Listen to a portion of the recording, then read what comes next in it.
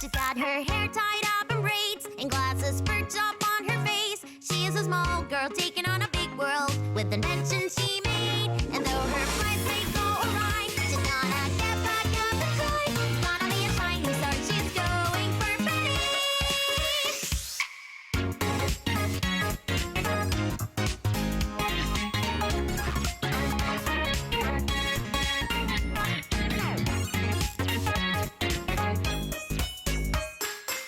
She fills her days with pop songs and experiments, poring over cheap music and blueprints. Penny longs to become the best singer, scientist in the whole universe. Trial and error fused with ingenuity, then needs a bundle of joyous positivity. Thinker, dreamer to the core. Singer, mechanic, she's a little more. Here comes the spotlight, it's what you've been reaching for. Not every song she sings will be in tune, not even when she aims for the high note. She will stand out proud and sing out loud for you, 'cause it's true. That's Penny through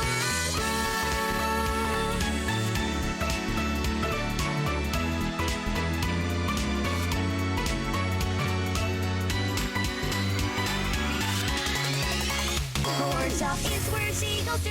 It's that contraption so new. This was her favorite, here you can try it. She made it for you.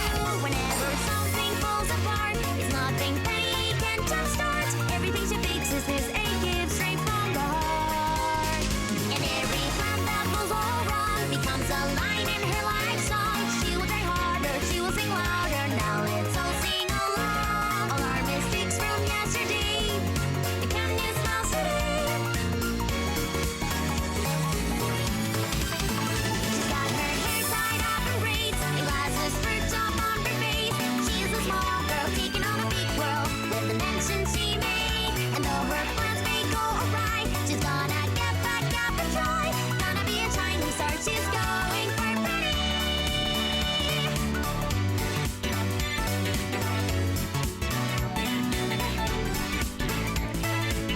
Okay. Hello everyone, I am just going to say this right now. I forgot to do my audio test, and when I opened the game to do my audio check, there's no audio on the screen. So I couldn't do it. So, let's see what happens. And if you're new here, this is Bayonetta Origins. If you don't know what this is a prequel to Bayonetta. Alright. Thanks, Dark. Yeah, when you get the game, I hope you enjoy it. I have heard it's pretty decent. I have heard it doesn't really do anything special with its mechanics. They kind of just get good, and then that's it. Oh, with the image hinted. Okay. Yes. Alright. Let's see how the audio is. Oh, that sounds good so far. Ah, title screen. Okay. Yeah, I'm not gonna have autoplay on. Game help. Oh. Everything. Facts. Narrator voice precision. Cereza, and the Lost Demon. That's an interesting setting.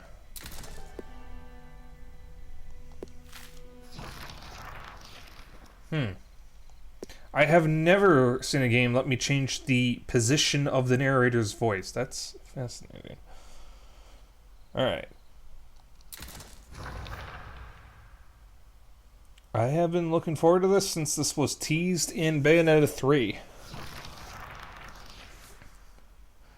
Long ago, there existed two clans, the Lumen Sages of Light and the Umbra Witches of Darkness. Together they controlled a mysterious power.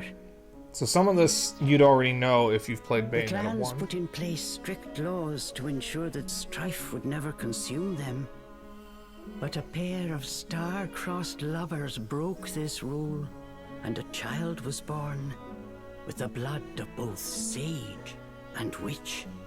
The entire world was put into crisis because two people couldn't keep it in their pants. It was a beautiful baby girl.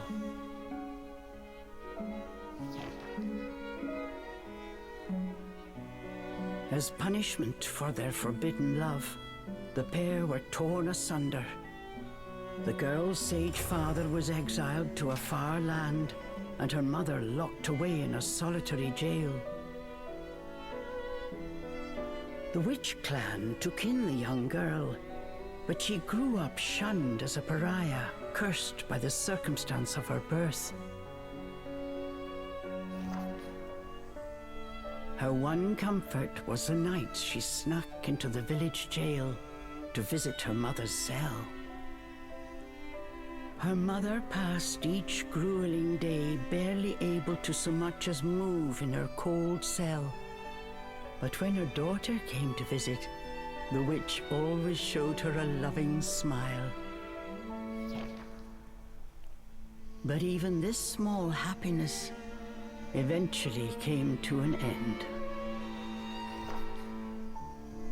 On the night of the girl's 10th birthday, her mother was to be moved to a deeper cell, where even the faintest memory of daylight could not reach her. In desperation, the girl tried a daring rescue, but with only a child's strength, the attempt was in vain. More alone than ever before, the young girl clung to all she had left, a stuffed cat named Cheshire, which her mother had made for her long ago. Many moons have since passed. Turning her back on the village, the girl was taken in by an exiled witch who lived on the outskirts of town. Under her strict guidance, the girl continued to train in the ways of the dark arts.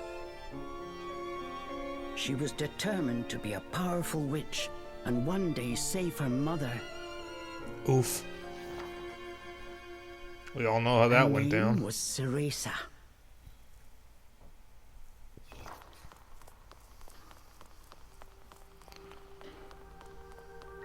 God, that's a cute outfit. You can unlock this outfit in Bayonetta 3 if you do something specific in the teaser for this. That's none of the other buttons do anything yet. So I played the demo for this just to Something's there. see a little more of it, since the demo went a little further than the teaser. Okay, Bandit, I don't know what that was for.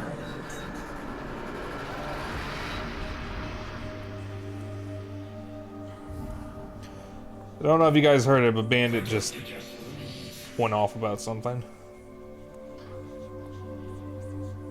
Stay away. She can't be trusted.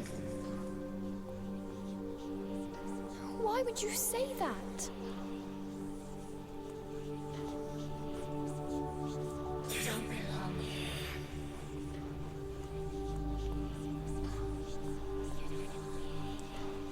Shout out to... God, who voiced Bayonetta in the previous games? Bayonetta 1 and 2 before Jennifer Hale took over. Leave me alone. Shout out to her ruining her entire career as a voice actor. Helena Taylor, there. I was going to say Jen Taylor, but that wasn't right, because Jen Taylor is Cortana. Shout out to Helena Taylor ruining her entire career as a voice actor, like, overnight. And then only further ruining her reputation. To the point that people want Platinum Games to redub Bayonetta 1 and 2 with Jennifer Hale. That whole thing was a wild ride.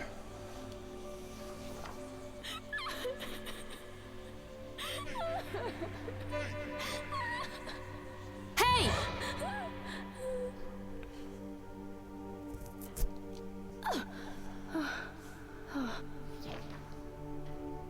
What do you think you're doing? She got 30k followers overnight, then lost damn near 30k followers within a few months. She's from what I know, she's also kind of just fallen off the face of the earth because nobody cares about her anymore. Ceresa, you're almost out of time. This is your last chance. If you don't hurry, you may never see your mother again. And thanks to her bullshit, voice actors started getting taken less seriously. Like, all she had to have done was just not do any of that, and everything would have been fine.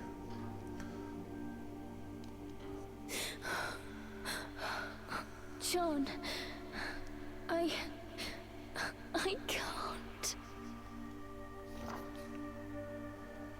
Ugh, you big baby. Why are your eyes so far apart? Come on, I'll lead the way. Hurry!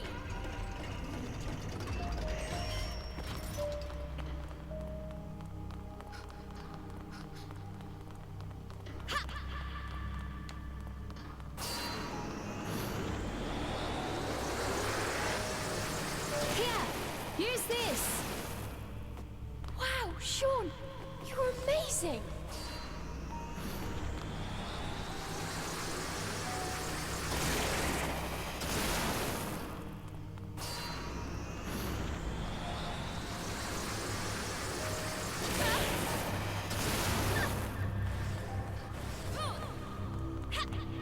Hurry up, Ceresa, we don't have all night.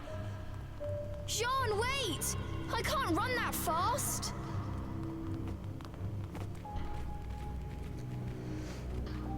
So yeah, for the early bit of the demo, it's going to have a somewhat slow beginning. We're almost there! Or based on the early Hurry bit up. from the demo, it's going to have a slow beginning. So just bear with us.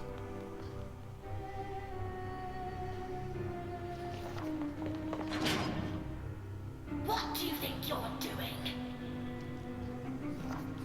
Oh no, they're onto us. Leave the guards to me. You hurry on ahead. Wait! John! I can't do this alone!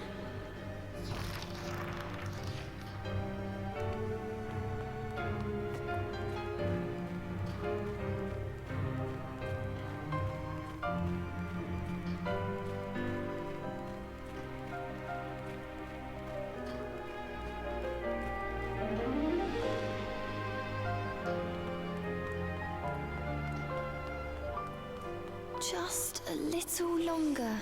I really like the storybook Hold on, presentation Mummy. on this.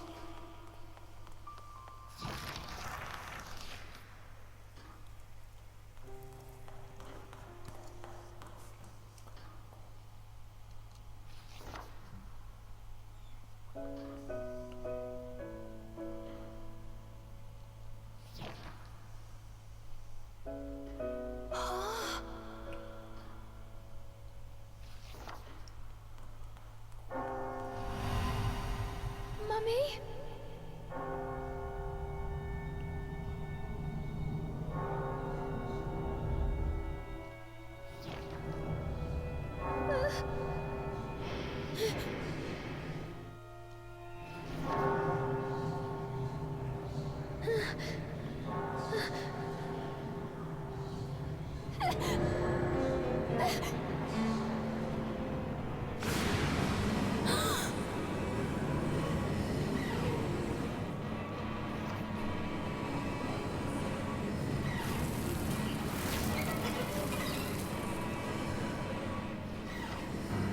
What is this? Don't come any closer. Ah, no! Is that the Ocarina of Time boss Dead Hand?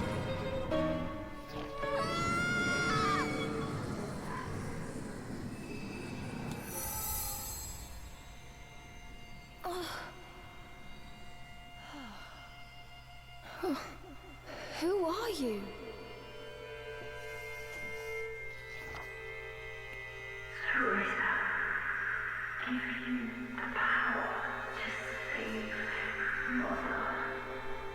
Power? Oops. Overlord Forest. The white wolf guide you. I'll go. I promise.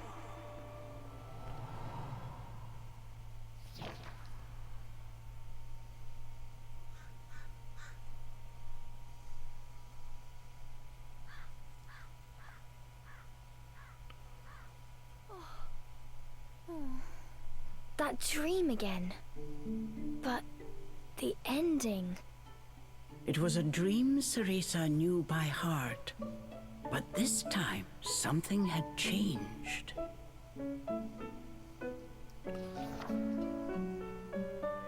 Ceresa decided to consult her friend Cheshire.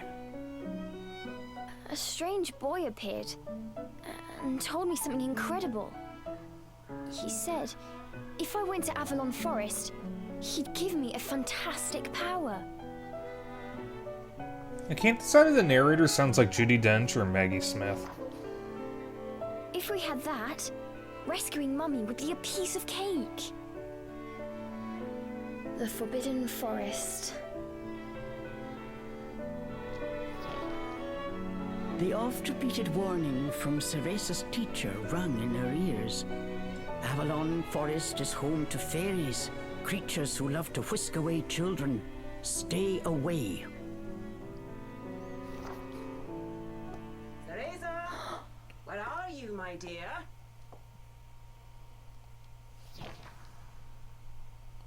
Ceresa's teacher Morgana was standing by the door, her frown discernible even from a distance.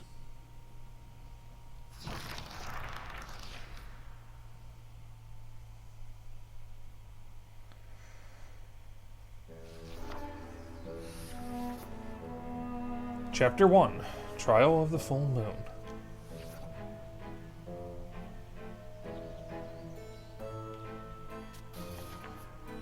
Yeah, that's how you save. Save automatically at different moments.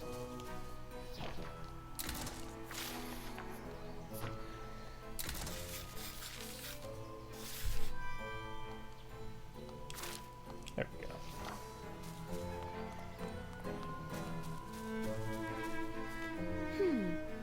This jug is positively ancient. A new lighter one would be nice. Alright, have some light control.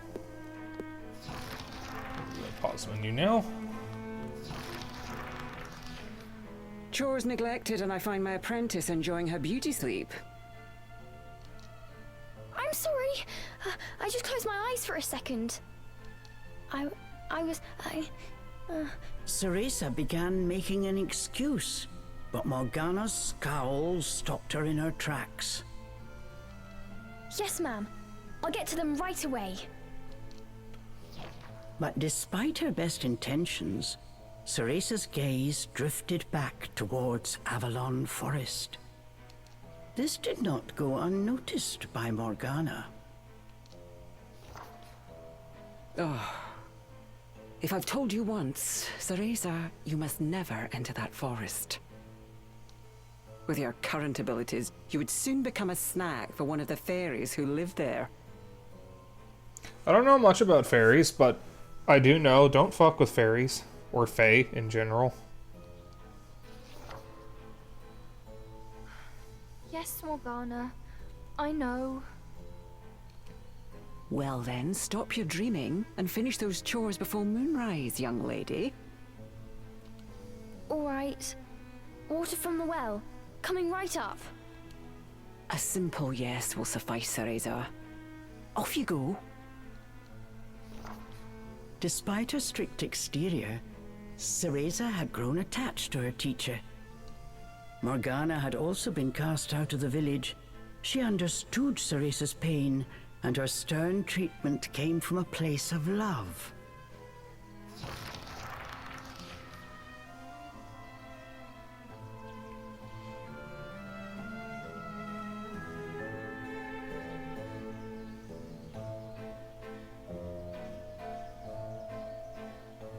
Cereza often reminded herself that these chores were all part of her training.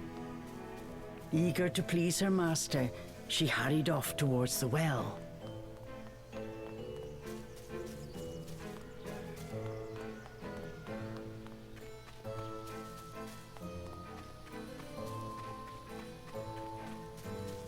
That is not the well. I think.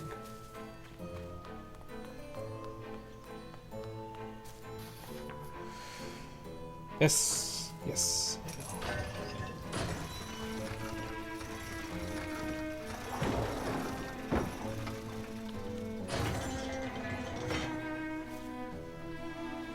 Water.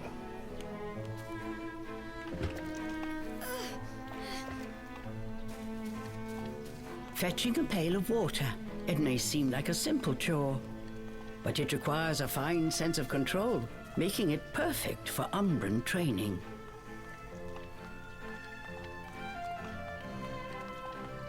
Buckets of water can be pretty heavy.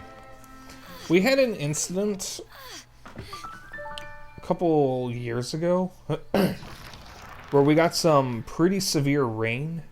After laying eyes on the full And bucket, Morgana gave a small nod I of don't remember exactly approval. what happened, but it somehow got into the water system of the house and caused the toilet in the basement to overflow constantly.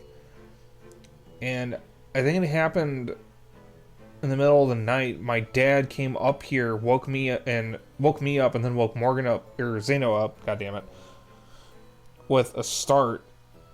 And we had to carry buckets from the toilet all the way to the drain on the other side of the basement. And that sucked. And then it happened again the next morning. And I distinctly remember Zeno was getting water out of the toilet into the buckets, and I was carrying the buckets, and we had to swap because the buckets were so heavy for me that I was tiring myself out, like, really fast. Yeah, and I struggled to keep it up for very long. We had to swap. Thankfully, the toilet water wasn't filthy, because it was just water. But it still sucked. And I ended up ruining a pair of flip-flops, because I don't walk around barefoot. I had to get myself a new pair of flip-flops, because the ones that I had were not actually meant for water, so they got completely soaked. That sucked, and I'm glad we got that solved. Good. What I'm Now getting at collect the herbs from is the buckets of garden. water are heavy. Don't underestimate how hard it is to carry buckets across long distances. Oh. At the thought of herbs, Ceresa could not help but make a face. This is one job she wished could be forever stricken from her regimen. Do we have a problem? No, ma'am. Trying not to think about the task awaiting her, Ceresa headed towards the herb garden. The herbs in Morgana's garden were not your common basil or thyme. She grew infernal plants with an absolutely foul stench. They typically burrowed to avoid sunlight, but a little bit of magic made them pop right up.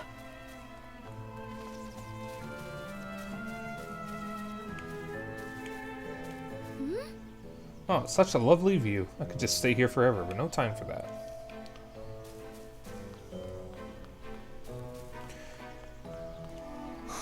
Heavy lamps are so hard to clean. Oh my, they've gotten dirty again. So, this game is so different from most of Platinum Games' other games. Because what Platinum is known for are flashy action games. They didn't just make Bayonetta, because they also made Mad World. When they were still Clover Studios under Capcom, they made Beautiful Joe and Okami as well. They also made The Wonderful 101. They made a Legend of Korra game. I think they made a TMNT game at one point, and I know they made a Transformers game, and all of which were kind of like spectacle fighters. They also did Nier Automata under Yoko Taro. But all of those games, aside from Okami, are action games. Like, big, flashy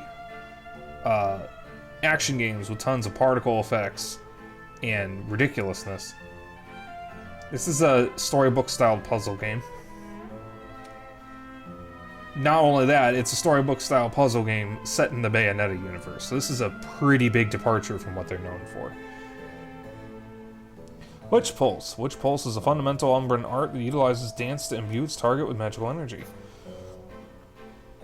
I feel a yawn coming. Ceresa. Oh god.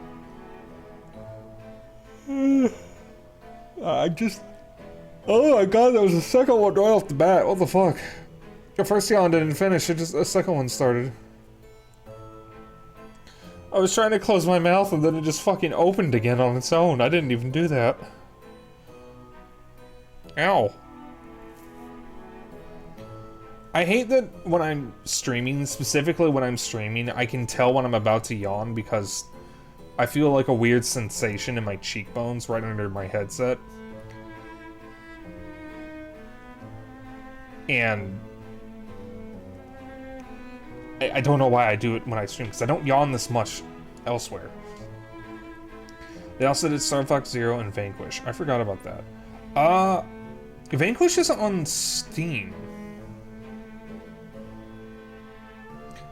I have actually heard Vanquish is pretty good. I need to look into that. I have not heard good things about Star Fox Zero. I've heard some people say it's decent if you can get past the controls. The problem is, nobody wants to deal with the controls. Because Miyamoto made them use the gamepad as a gimmick. And funnily enough, Star Fox Zero is one of the games that proves that the gamepad was a bad idea. Or at the very least, Nintendo never really figured out what to do with it. Ceresa can use her Witch Pulse to grow infernal plants. Hold ZL and tilt the left stick in the right direction with the correct timing. Not you. Dinner time! One helping of magic coming right up.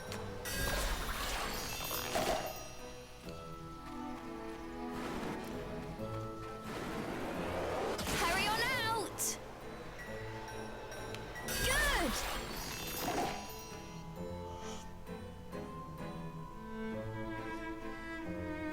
I'm doing manual. I can fucking do it. I don't need help.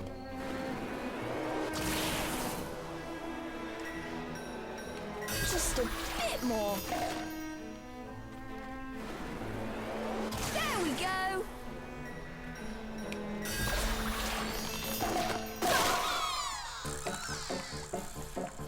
Hold ZL to summon infernal thorns that can bind enemies. Doing so will cost 1 spell cooldown gauge. No one told me they could do this. I've got to catch it quick.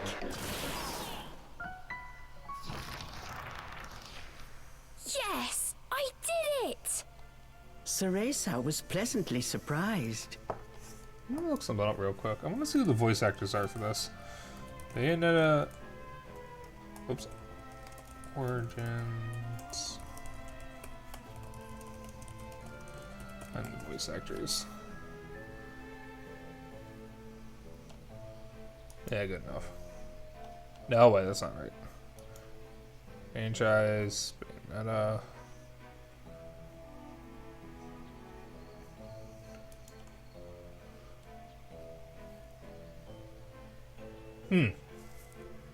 Interesting. There's no listing for Bayonetta Origins. Ah, but another website has a list of the voice actors. Kind of.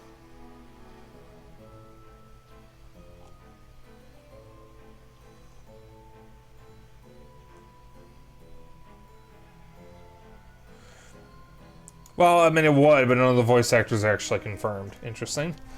She usually managed to make a mess with even this rudimentary magic. The game's been out for a bit. Did no one just look at the credits? I can't wait to see the look on Morgana's face. Has no one confirmed who the voice actors are? That's strange. This game's been out for over a week. This came out on the 17th, I think. Cereza hummed a happy tune while picking the herbs. As she bent down, she noticed a pretty flower growing amongst the weeds. Oh, those flowers would really bring out the colour in Morgana's eyes.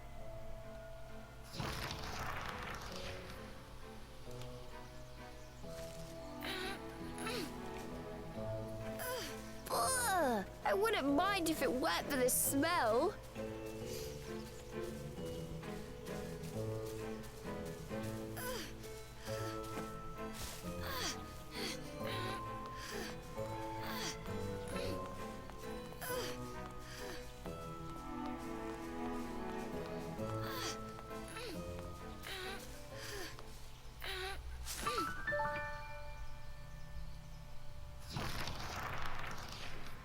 Cereza proudly gave the basket to Morgana.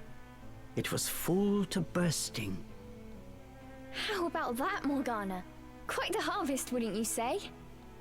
I also picked these violets. They're for you. I thought you might like them. Atop the herbs lay a small wreath. Morgana glanced down at it. Her expression unchanged, she spoke to Cereza in her usual tone. Do not expect praise for this sort of perfunctory performance. Oh, and Cereza, your hair today seems to have lost its sheen. Do not tell me that in addition to your outdoor tasks, you're also neglecting your hair. No, ma'am. It's next on my list.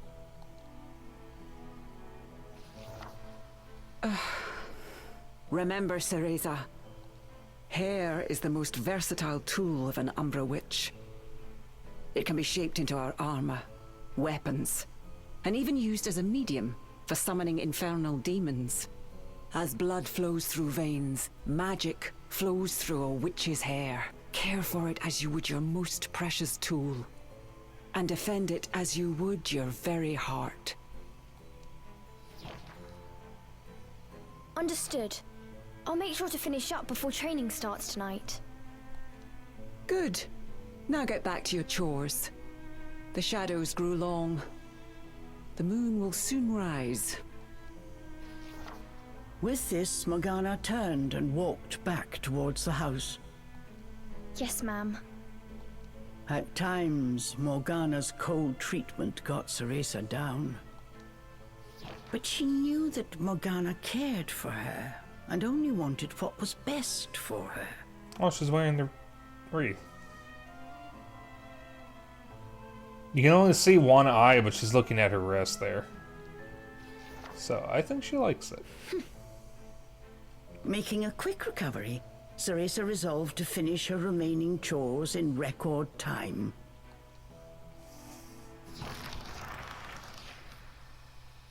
That night, a few hours later. Almost time for today's God, I cannot do training. French accents. I'd better hurry, or I'm in for another lecture.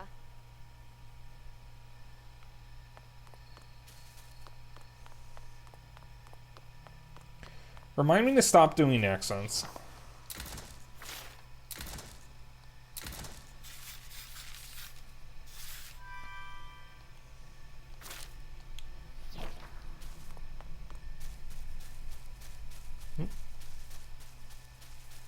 Oh.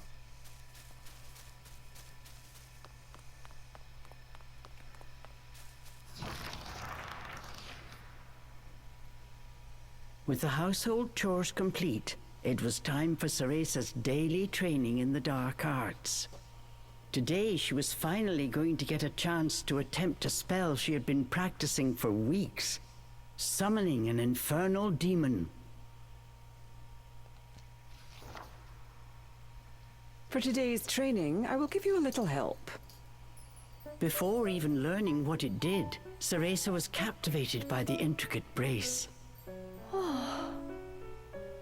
This is a tool for those who have yet to master the flow of magic.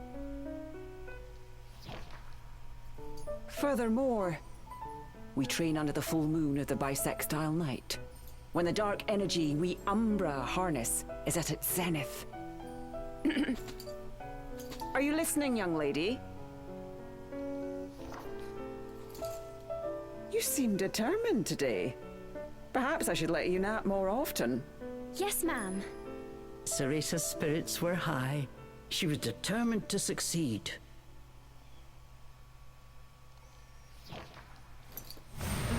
Bataiva Tozu! Step by step, Ceresa flawlessly performed the summoning dance. Until...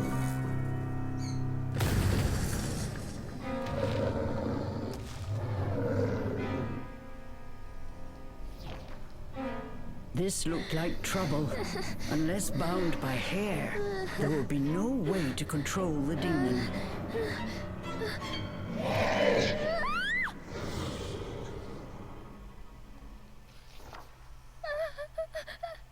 The demon turned to ash mere inches from Ceresa. Without a proper medium, demons will soon die in our world. We are finished for today. Let me try again. Please. Morgana turned and walked away, ignoring her pupil's desperate plea.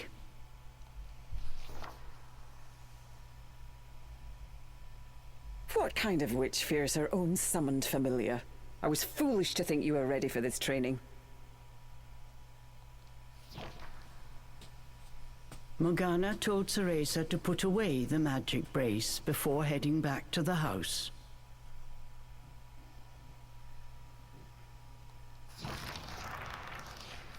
Long after Morgana was gone, Ceresa sat moping in the garden.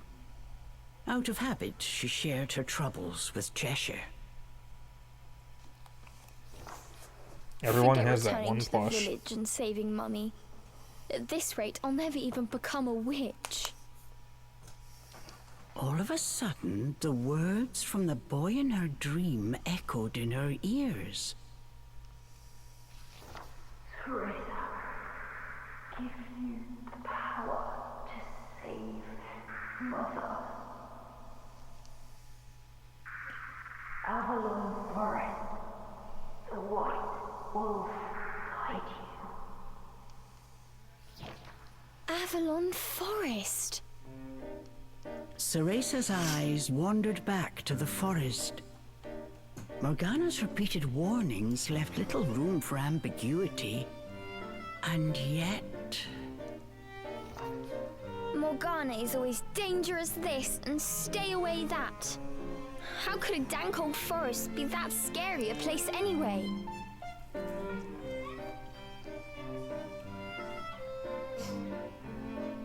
I've never been in a forest. But forests aren't to be messed with. Don't fuck with nature. Adults do often exaggerate to keep kids in their place. Nature is very much in a constant state of fuck around and find out. If you fuck around in nature, you will find out. And you will pay for it.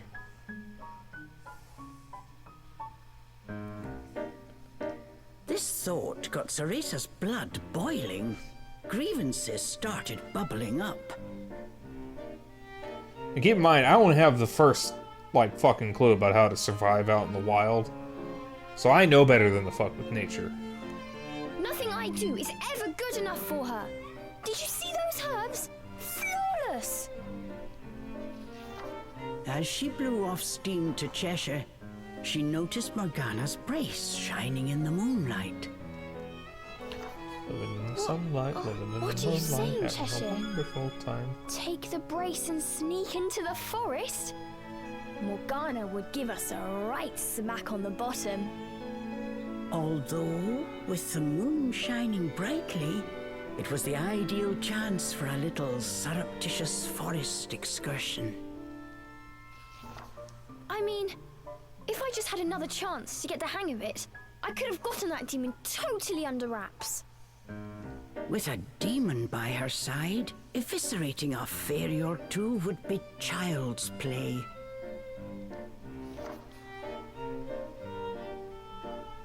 That's it! I'm going to that forest! And when I come back with that fantastic power, Morgana will take back everything she said about me not being ready. Let's go, Cheshire. Next stop, Avalon! You know, it's funny playing games like this or watching movies with stories like this. Ugh, excuse me. Sorry, I have a drink that's making me burp. When you're young, you always side with the kid or the teenager. And, oh, no, you're ready. You got this. As an adult, you side with the adults. Because you're more like, no, listen here, you little shit. You need more practice. You're gonna get yourself fucking killed. So, just an interesting dynamic of how people change. This is especially true with the Disney princess movies. Because a lot of them are just about the princess falling in love with the dude that she knew for a grand total of 20 seconds. Maybe I can say a little wish to this candle. Please, may Avalon make my dreams come true.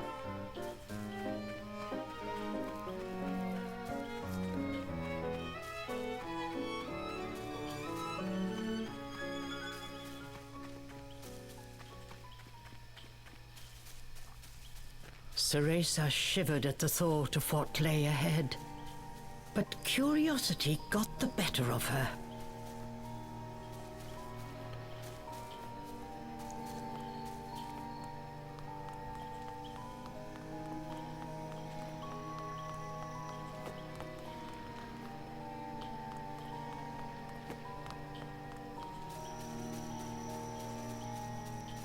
Let's go, Cheshire.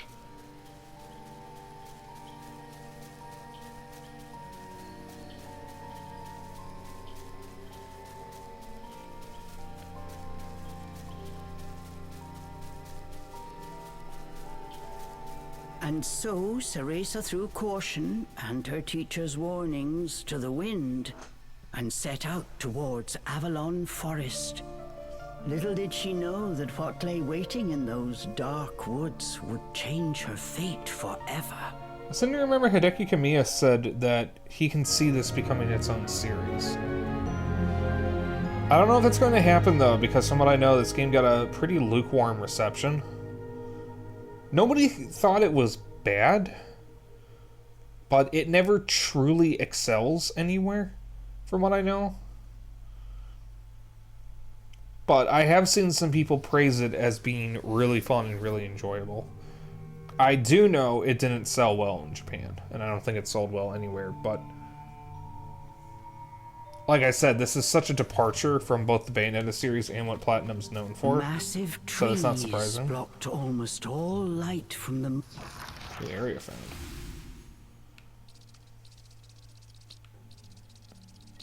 I don't remember this from the demo. Switch map view. Hello. Status. Still don't have the archive. An eerie silence enveloped Cereza. She cautiously ventured onwards.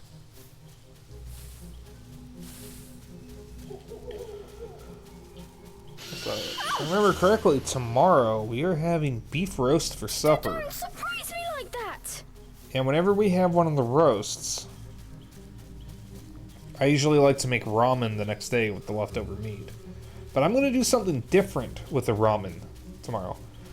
I am going to make shoyu eggs, which is where you soft boil an egg and soak it in soy sauce and some other things, which is what you're supposed to do when you throw an egg in ramen. Onyx roses. The petal from a black rose that blooms in Inferno. The faint magical energy it possesses makes it a favored garden choice of fairies as well.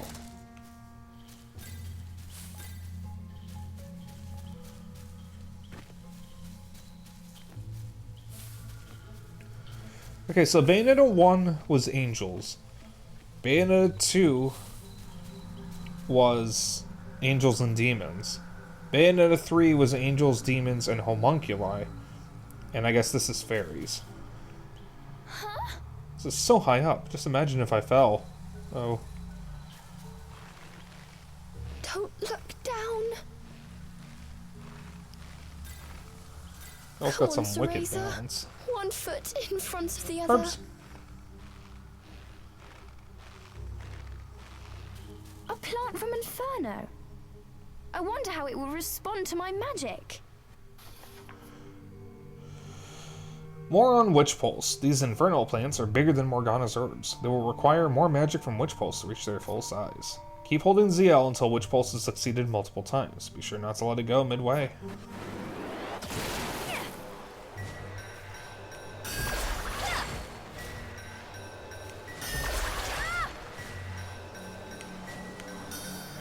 My magic feels more powerful than before. Could it be the brace?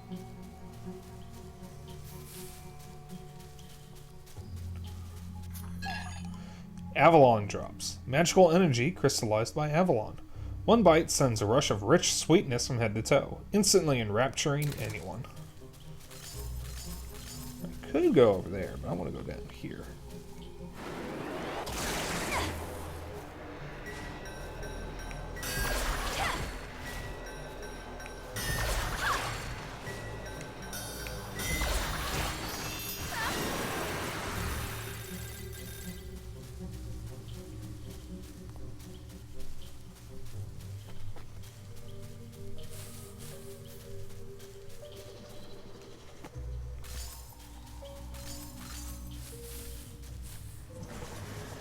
But hold on.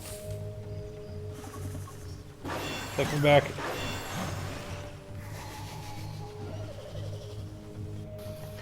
Cereza's vitality. Petals in the bottom left of the screen are Cereza's vitality. They will decrease when Cereza is attacked by the enemy. If Cereza's vitality runs out, her story will come to an end. Keep a close eye on her remaining vitality at all times. Alright, sure, fine. But let me go back. There was another path up there and I didn't go down it. Because I'm stupid.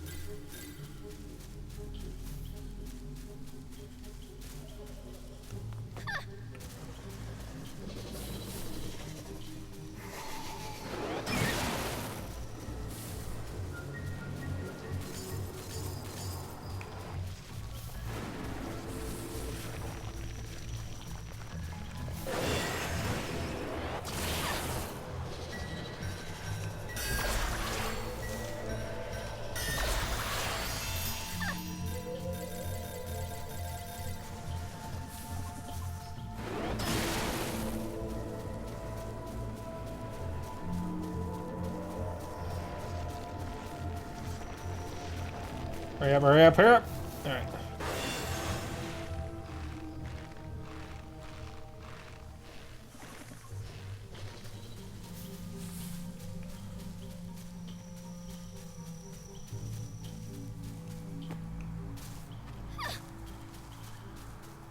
Looking into the dark underbrush, Cereza could not shake the feeling that someone was looking back. As the wind rustled the leaves, it sounded just like a rasping voice whispered in her ear. I can't turn back now. I'm going to become a witch and save Mummy. What makes you think she's a witch? Or she turned me into a newt. A newt? All better.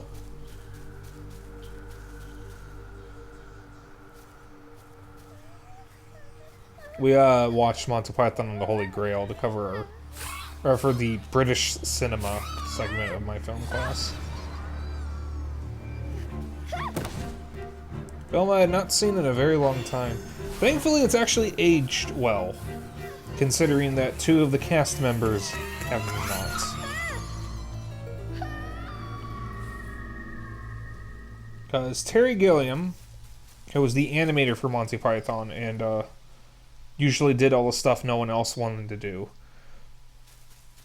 did something, and I don't remember what it was. I just know it was bad. I don't want to get into that here, though. And then John Cleese, who unfortunately was one of the funniest members of Monty Python, has become yet another washed-up comedian complaining about the woke agenda. So, fun. Thankfully, the film has actually aged just fine. Certainly better than Monty Python itself has. Which can be funny at times, when it's not making fun of minorities.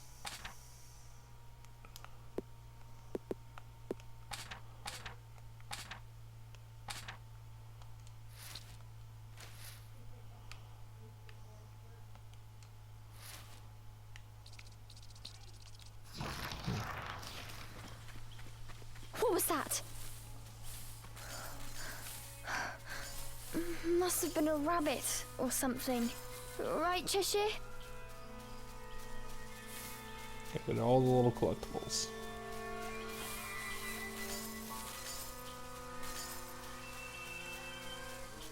Herbs. Those owls are at an angle. Also, I really want to play Luigi's Mansion again. Maybe I'll do that when spring break starts. Is someone out there? I do want to focus on Xenoblade 2 though, because I'm trying to get to Xenoblade 3. So I can get caught up. But I still got a ways to go in Xenoblade 2. I just did some stuff in More Ardain in Xenoblade 2. So I think I'm like somewhat close to the halfway point of the game. Possibly. Cereza could not shake the feeling she was being watched. I'm about to get the next party member, and there's only one party member left after that. Is someone there? Show yourself! And then, as if to answer her call, Excuse me.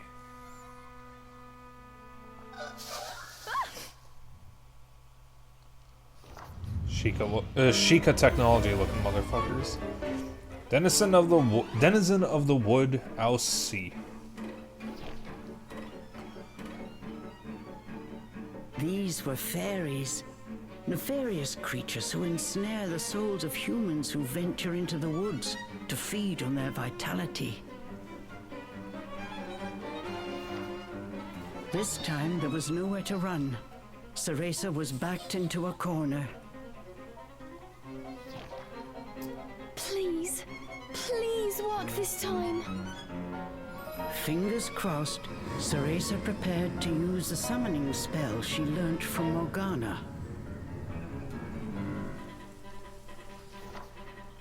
Taiva Torzu!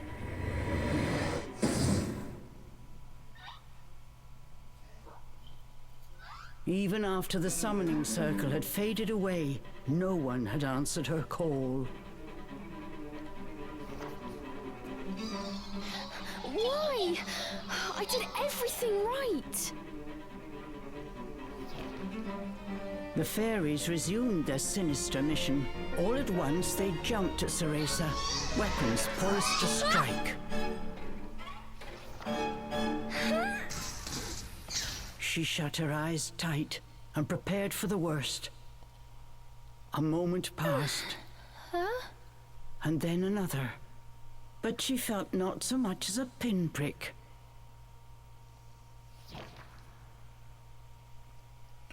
What? Who are you?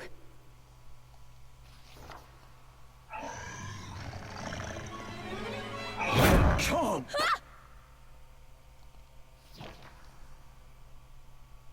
Chomp. That beast, as dark as a moonless night, had it all been a dream? You don't think... Could that have been... But before Ceresa could finish her question,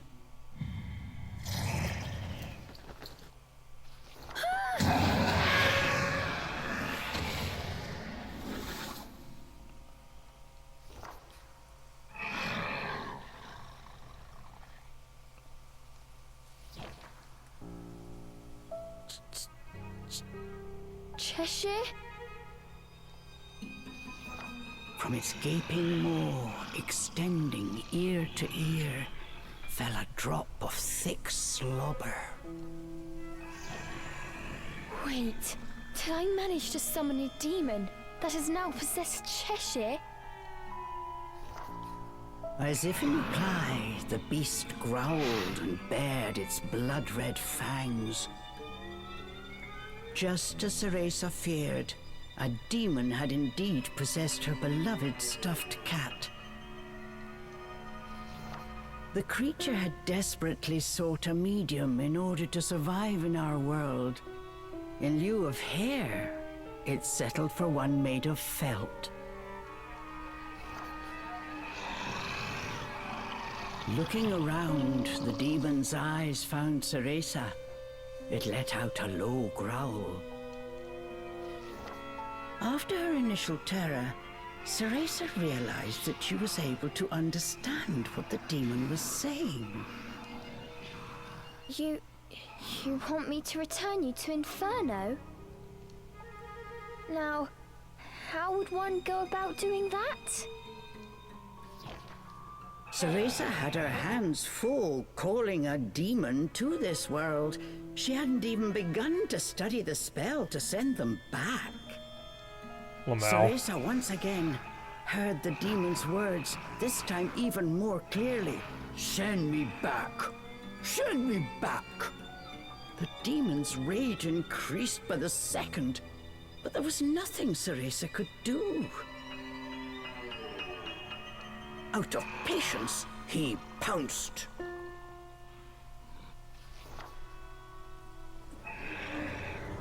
Claws like daggers descended on Ceresa.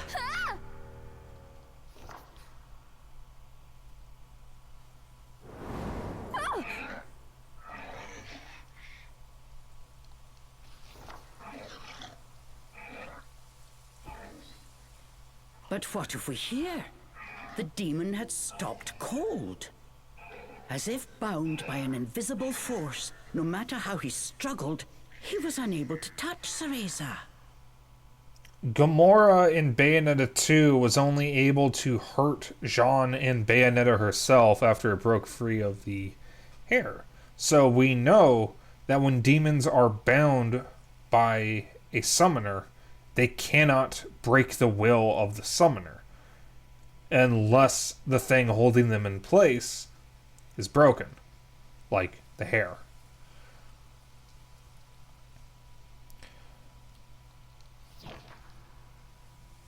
Calm down. You're going to burst a seam.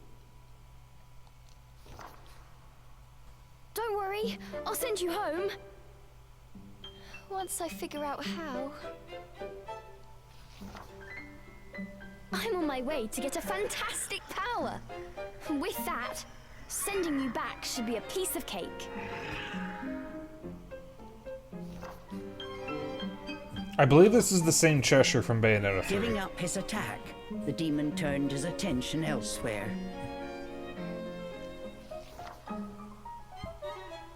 Intrigued but a little scared, Cereza decided to follow a bit behind.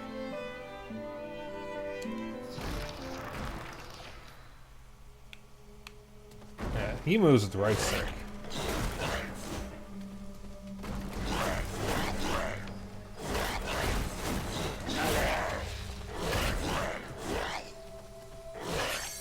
The demon ran through the forest, searching for a way home.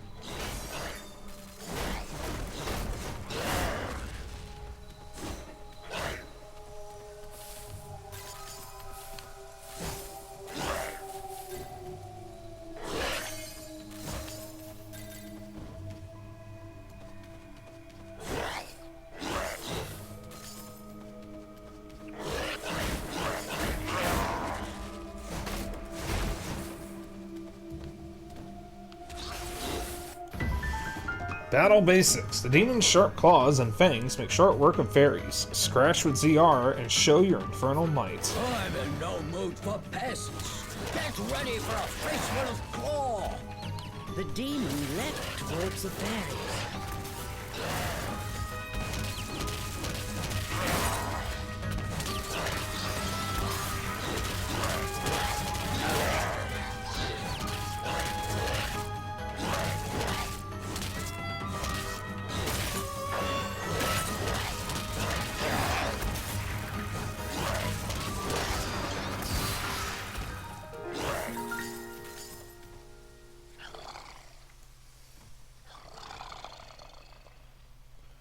The demon slashed with his razor-sharp claws.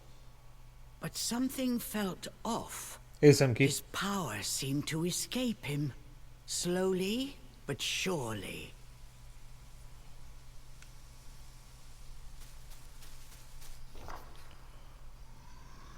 What's wrong?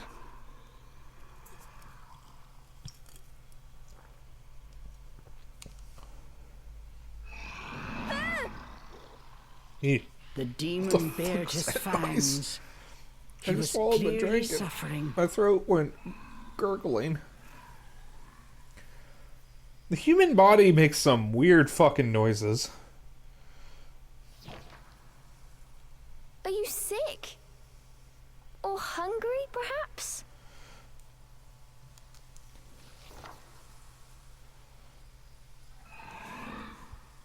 As Cereza approached, the demon felt the strength return to his body. In an instant, he felt right as rain. His body was linked to Cereza by powerful magic. Moving away from her robbed it of its energy. What's that? I need to stay close to you? I've never heard of a spell like this before. Girl, you only know the one spell. How do you plan on getting me back to Inferno? The demon demanded. We first need to find a white wolf. He'll show us the way. Leave it to me. I'll find him. Said the demon as he clambered to his feet.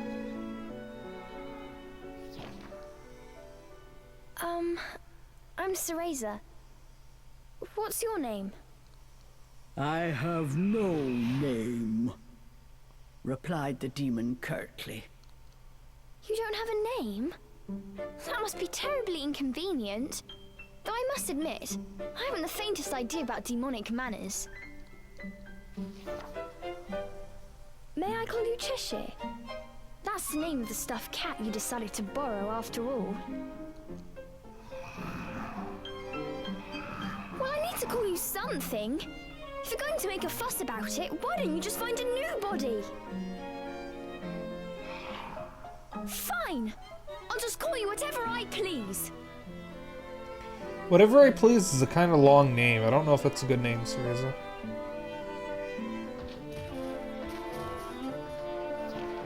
And so these strange companions set off in search of the White Wolf.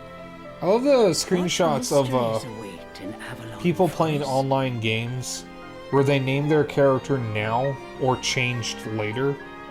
Because most online games tell you, name your character now because it can't be changed later. It's like the video game version of boomer humor. But I still find it funny.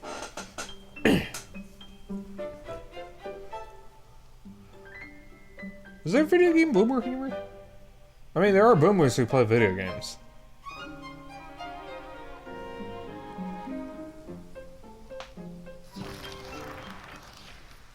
I think. Baby boomers were born in the, what? 50s? Right? So... I mean, I imagine there are boomers who play video games. I'm assuming... time is such a weird thing to think about because baby boomers, from what I remember, were born in like the 50s and 60s, after World War II, because that's when the baby boom happened. But, like, there are people younger than that who absolutely act like boomers. And then you have Gen Xers, and then Millennials, and now Zoomers. And I don't know what's below Zoomers.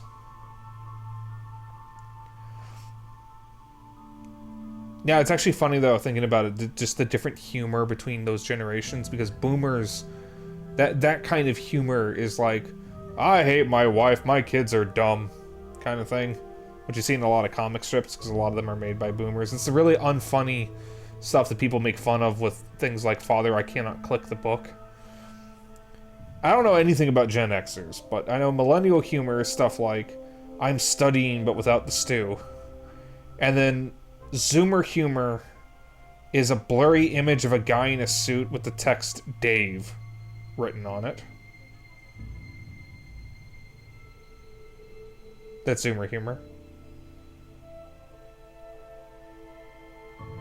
You can have a completely unintelligent, like completely incomprehensible meme that will make Zoomers laugh and confuse everyone else. And I love those kinds of memes.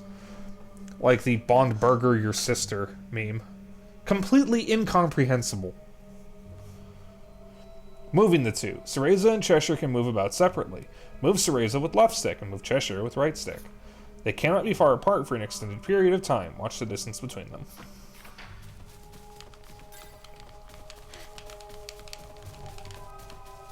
Cool.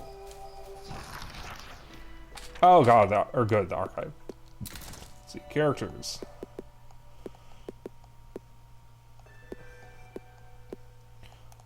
Let's see here. Flower yet to bloom. I'm not gonna actually read art only. Oh, that's nice. Why do they call it oven when you of in the cold food, of out hot eat the food? I got introduced to that phrase with the fucking Garfield version where it's John Arbuckle. I have no idea if that's the original version or not.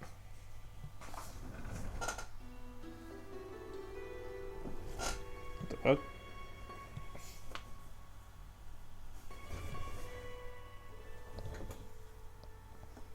I think my sock just got caught on the floorboard.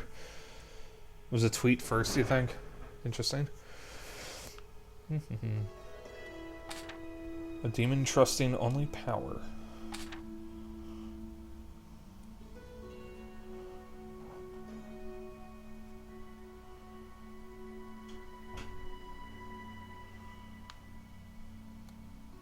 I wonder if they're going to pull the Bayonetta 3 thing where to get the full story you actually have to read the logs. Because like in Bayonetta 3, if you don't read the character bios, the revelation of who the werewolf guy really is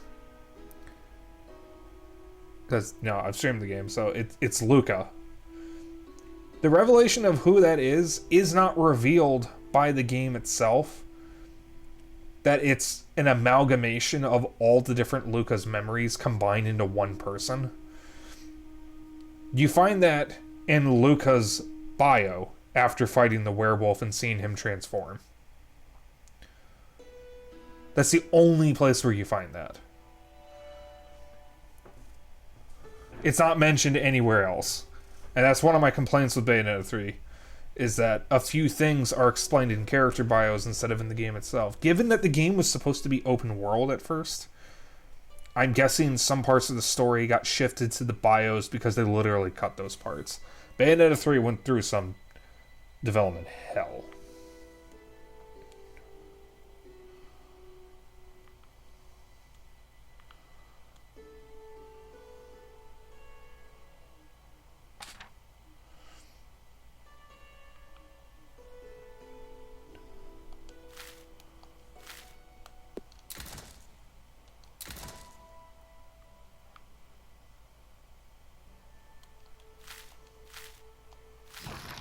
Oops, not done here.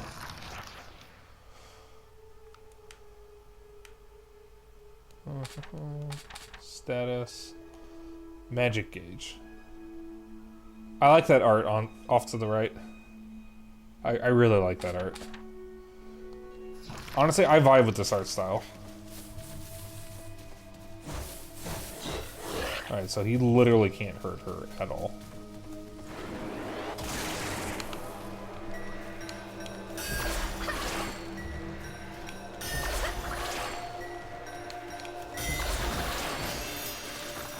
You have an idea how hard it is to spin the right stick and do that at the same time, by the way? The demon seemed to have calmed down. Remembering that he could not touch her, Cereza breathed a sigh of relief.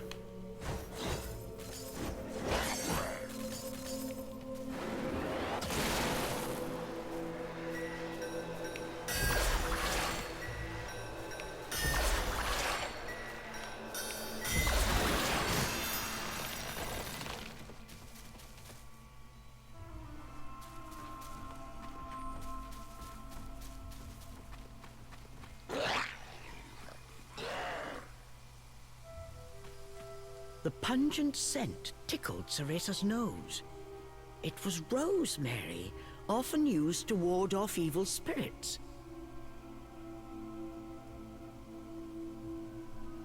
As soon as the scent reached Cheshire, he pulled away, face scrunched up in disgust. It looked like demons could not stand being anywhere near the flower.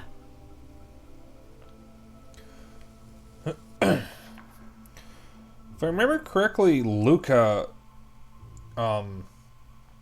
used rosemary in something, and that's why angels kept following him. Is because rosemary actually attracts angels. Rosemary. Being a demon, Cheshire can't stand rosemary. Whenever it pops up, Cheshire will need to take a different path. Let me over here for a sec.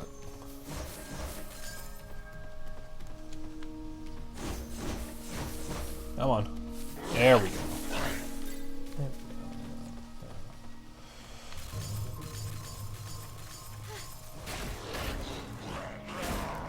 Yes!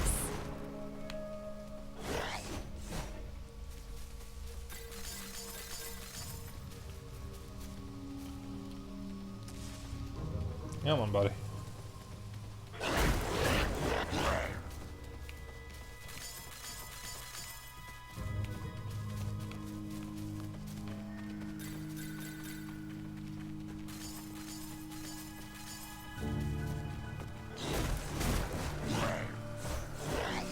So how far away would be? There we go. Okay.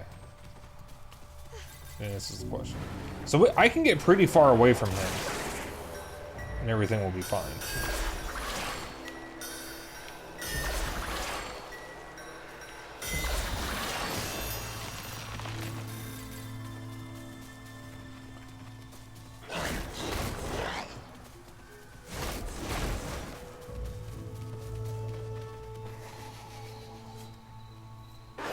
It's a thing. This was quite a pickle, but Cereza knew how to get by without a scratch. Excuse me. Cheshire, I've got it tied down. Finish it.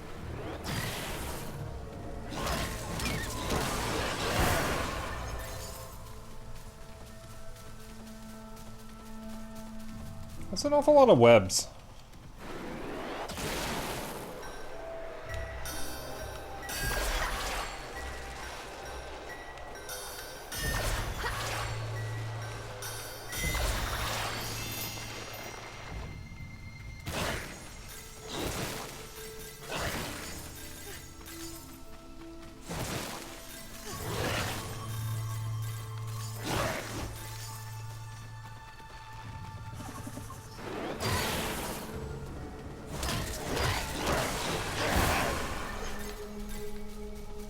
I'll go first to make a path. You wait here.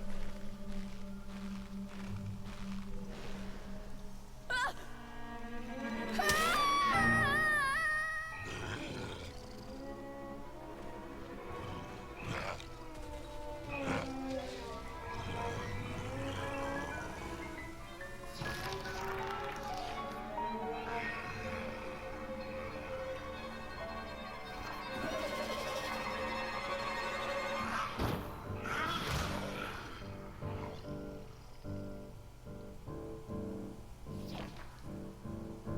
Stop!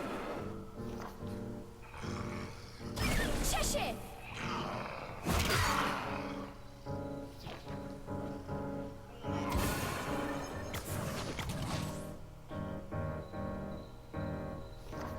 All at once, Cheshire's body shrunk to its original cuddly form.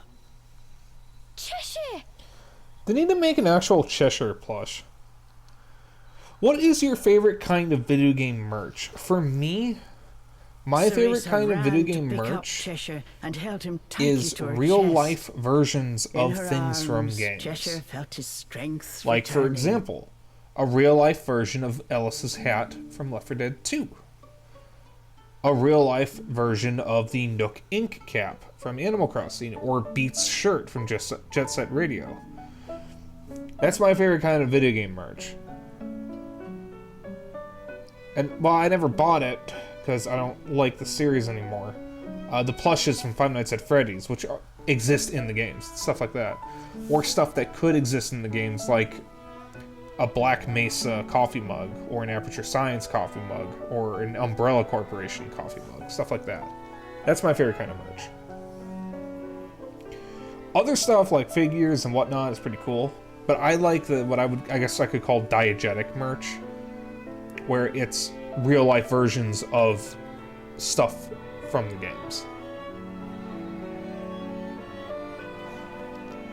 Release me at once! Even in this form, the demon did not seem happy about being cuddled. Look at how angry Bayonetta looks, or Cereza. Just hold still, will you? While you're small, you can't walk on your own, right? I'll carry you until you can transform again. Not having a massive demon breathing down my neck will make it easier for me to calm down too.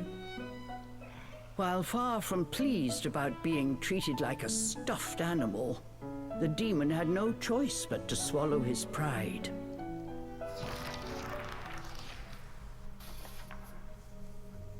Exploring together. When in his stuffed animal form, Cereza can hold Cheshire and move with him. When moving about together, you can move Cereza with L and extend Cheshire with R.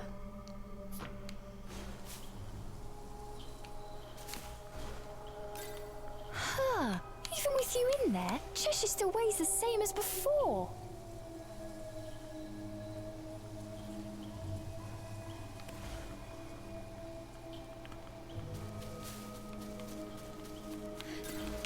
Yeah, you have a good rest of the stream. Okay. Have a good night, Simki. Or Simki. Yeah. I'm a little tongue-tied today. See, I can't even say that. Switching modes. You can switch between moving together and moving apart at any time. Both have their uses, so don't forget either. Unleashed mode is where you move the two separately. Press R when holding Cheshire to have him jump out. Hug mode is where you move together. Press L to revert Cheshire to a stuffed animal. Get him, Cheshire. Get him. Get him, Cheshire. Get him. Come on, get him. Okay.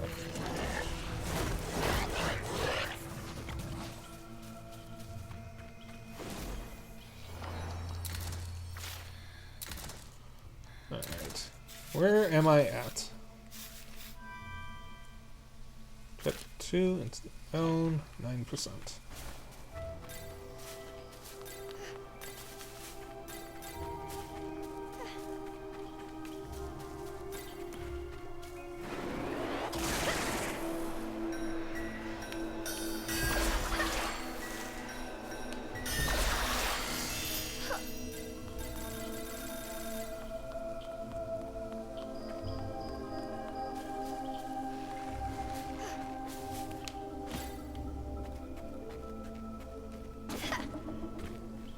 Ooh, that's a cool mechanic. Oh, you cannot hide from me.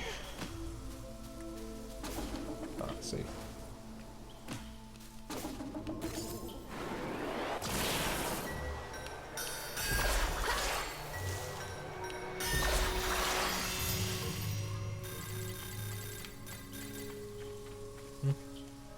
Ah, let's just get back down, I guess.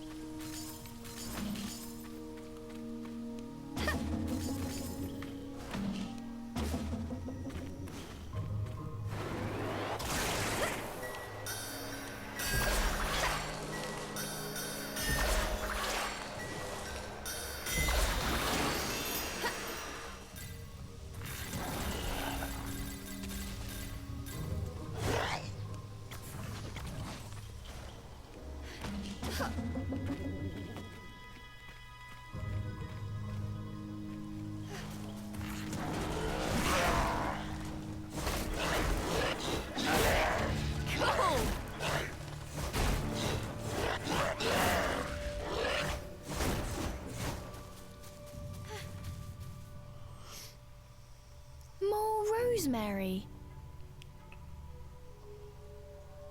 Cheshire, I'll toss you up there. See if there's a way forward.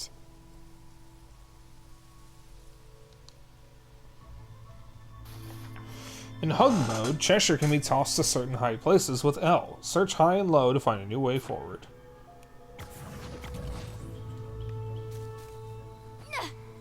Blank.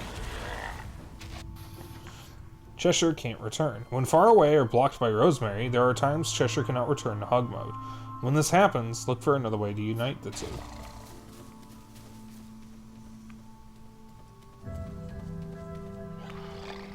Okay, so if I try to go to Rosemary, he'll just back off. Let me just get that out of the way right now.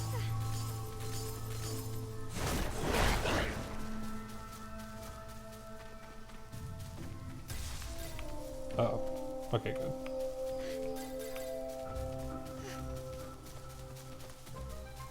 Come here!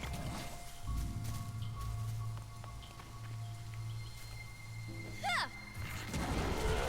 Ha! Cheshire, over here!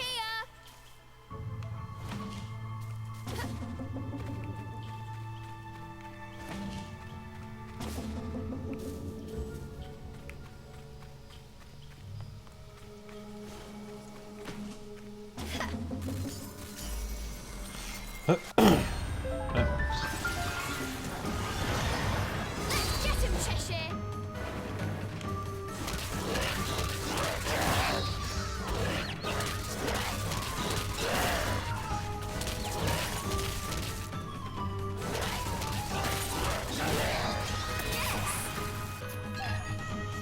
Pick one up to recover the spell cooldown gauge. Allowance raise it to cast unwritten arts again more quickly.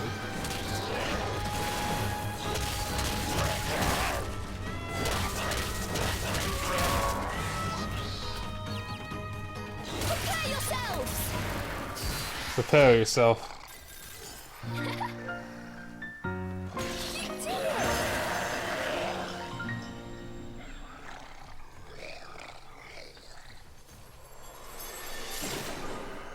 Ooh. Unless my eyes deceive me, that's a chest. A chest? Did the fairies make this? I wonder what's inside.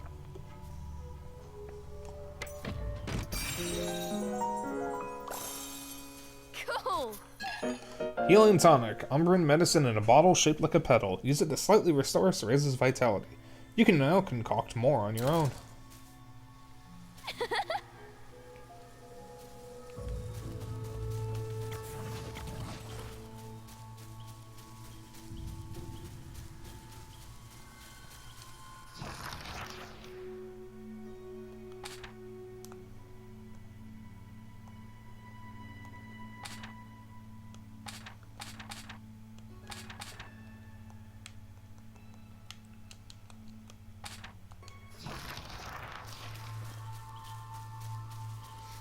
I wish I knew how to concoct more.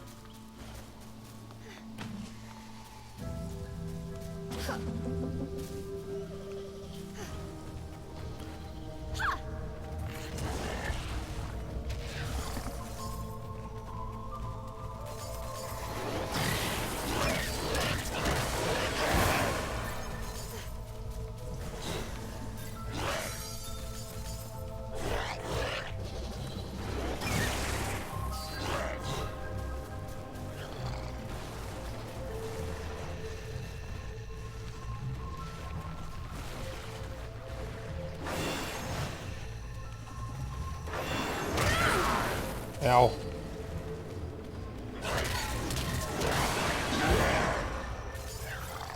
Yeah, treasure seems fine. Oh, wait a minute. Come back down, buddy.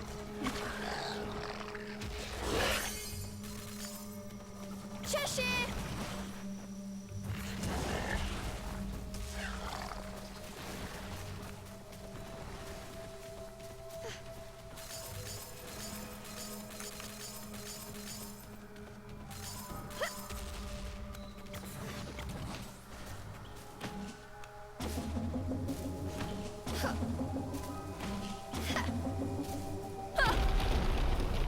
I want a tree donut.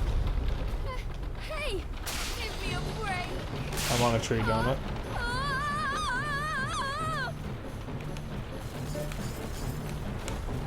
Oh, shit.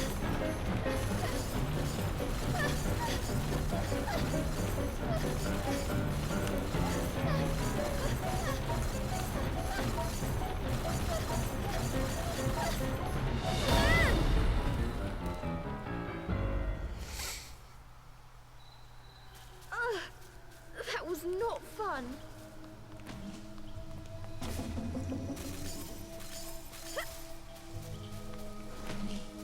Banooies!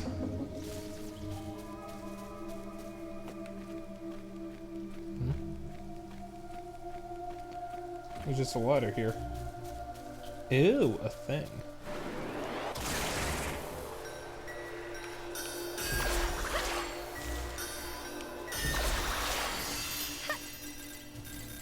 Give. How do I concoct things? That's not what I wanted. It said I can concoct more items, but it didn't tell me how. And I don't see an option for it anywhere.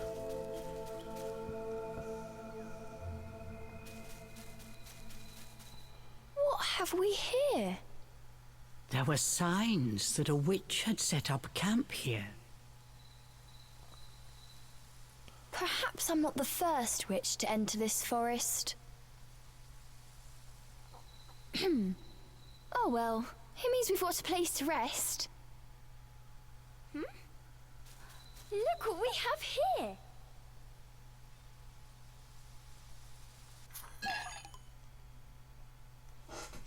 Baked gecko. A compound sealed in crystal.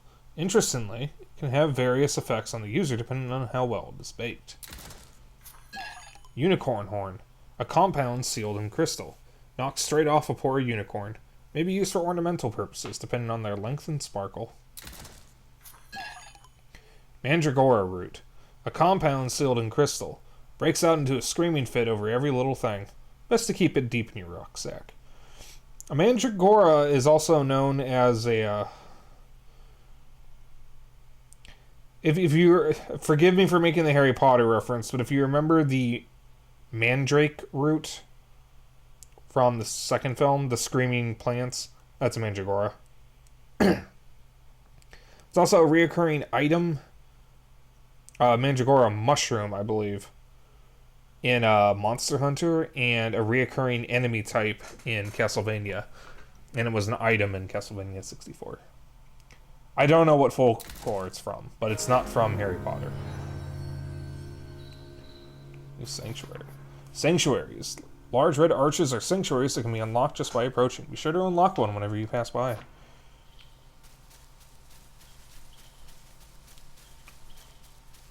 Rest. Let's take a break. You can now use concocting.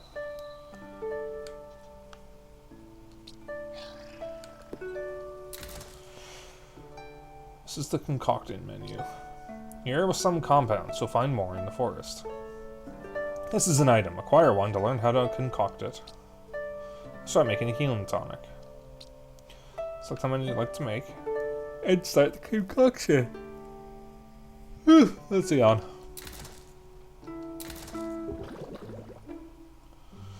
After adding the compounds, mix everything together.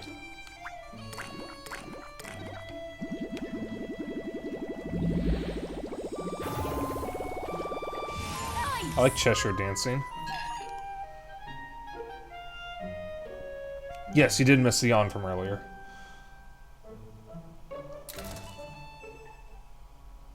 Use items you've made by holding the D-pad. Check what you can make with the Y. This game is pretty cute. I really hope Morgana doesn't turn out to be evil.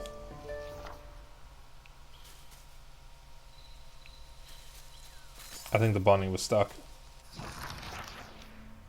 Arcane lanterns, sanctuaries. There's still other things. I can probably upgrade those.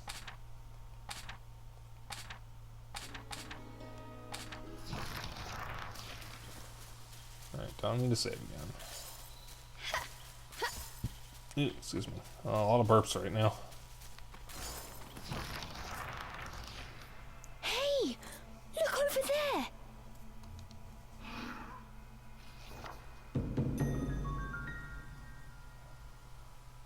Also, we're already 10% of the way through the game. Before them stood a large wolf. Its snow-white fur shone pale silver Not look in like the a wolf. moonlight.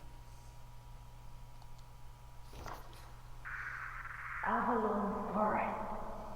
The white wolf guide you. Cereza was captivated by the wolf. It seemed almost not of this world. Hey! Wait!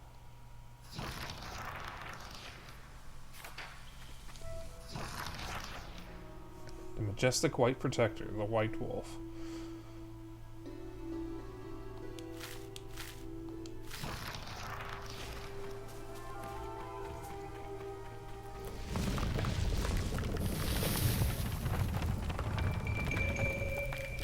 Candy.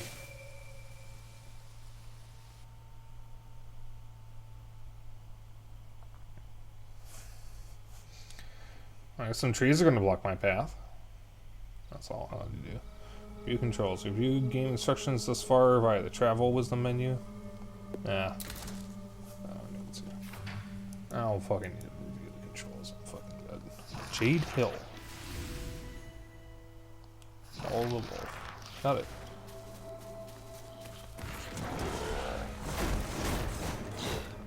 Yeah, fucking dude, that was coming. Another yawn. Wolf prints.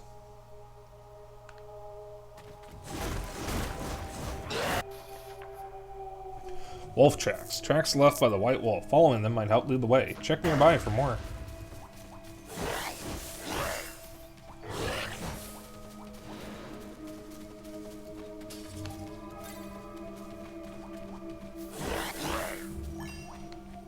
Wait a minute, I think I recognize this area. That's just from the teaser in Bayonetta 3. Hey, hun. Hun, would you want a plush of Cheshire?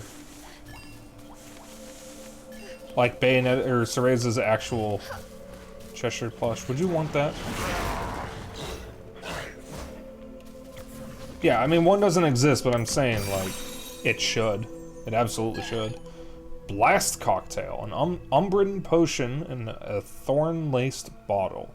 Used to create a shockwave, stunning all nearby enemies.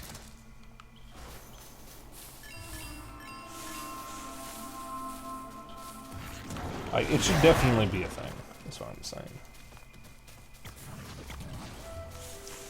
This game, or this series, is in desperate need of a marketable plushie.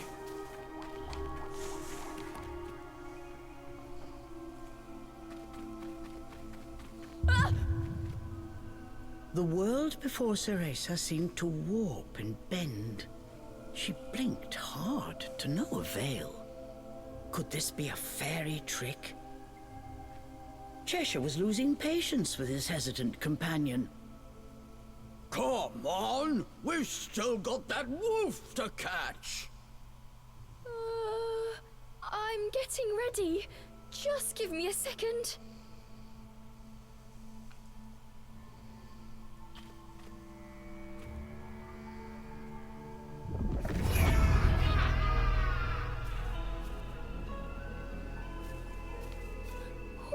What is this? As soon as she took a step inside, she felt as if the breath had frozen in her chest. All around her were sights strange and terrible, as if she had been dragged into a waking nightmare. I'm fine. It takes more than this to scare me.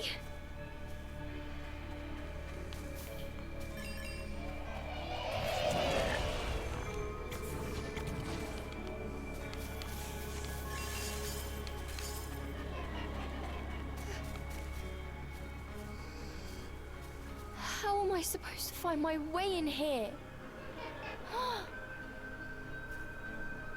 Suddenly, Cereza's magic brace began to glow. What could it be?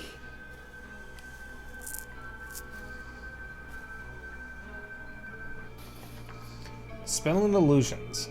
The distortion created by fairies is full of illusions. Use your magic with zeal to dispel the illusions and see through their deceptions.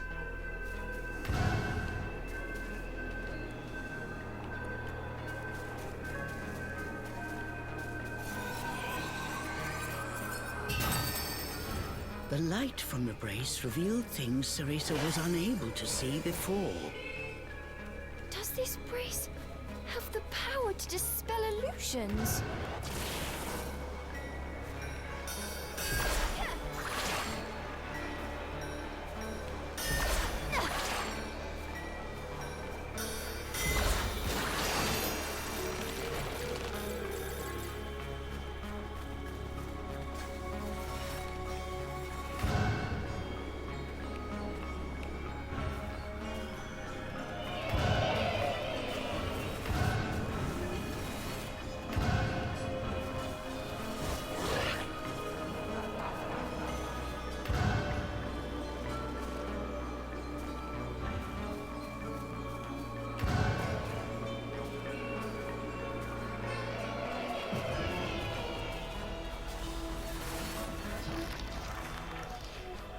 There's something here.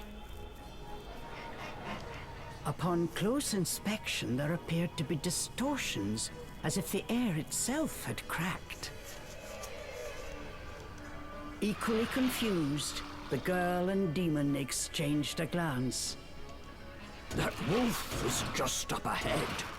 Cheshire's indecision did not last long, but try as he might, he was unable to open the cracks any further.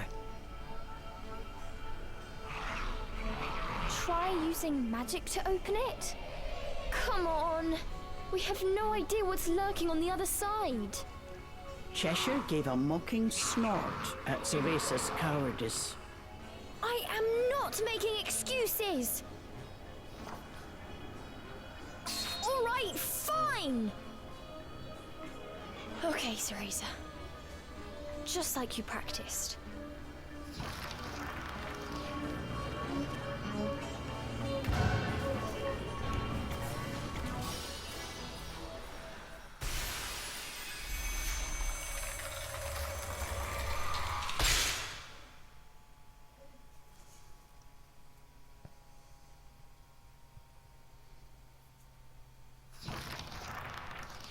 Once their eyes had adjusted to the brilliant light, what lay before them was a sight unlike anything either had seen before.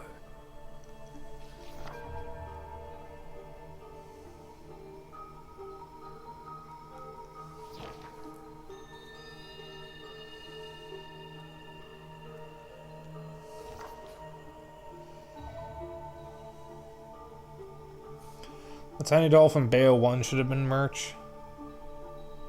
Yeah. I was actually talking about it earlier. Diegetic merch. Merch based off of things that exist in the universe. That's what I like to see. Now, Bayonetta has never been a really high-selling series. Cheshire. So I understand why there's not Feeling much we're merch not of in it. Avalon anymore. That's why Fangamer exists. Toto, I have a feeling we're not in Africa. Kansas.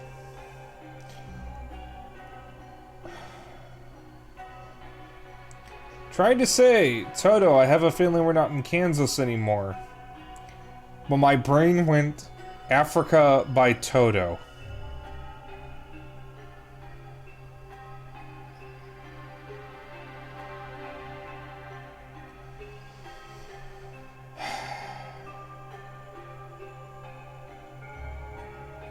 I'm tired. Turnanog. Turnanog are the source of the fairies' illusions. They can be found spread throughout the forest. Find and destroy the core at the heart of the Turnanog. Press plus to open the menu if you need to temporarily retreat. Do you cast the rains, love? I do cast the rains down in Africa.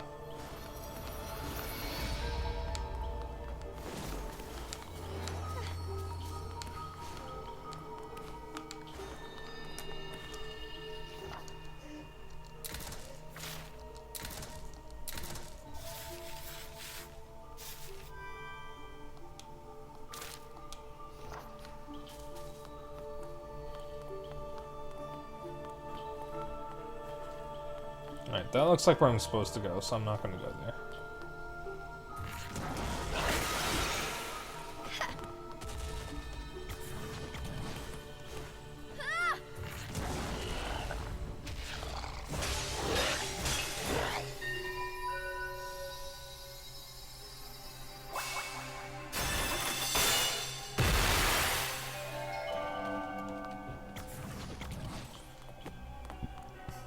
Excuse me.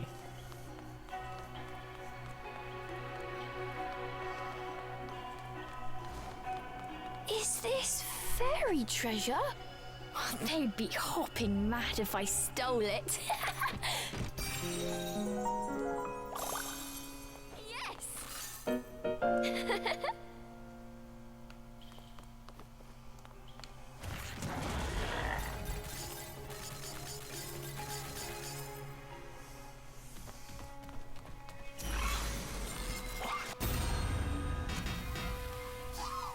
So which Bayo is this? You mean which Cereza is this? Or do you mean which game is this? Haphazard shooter bogey. Counter!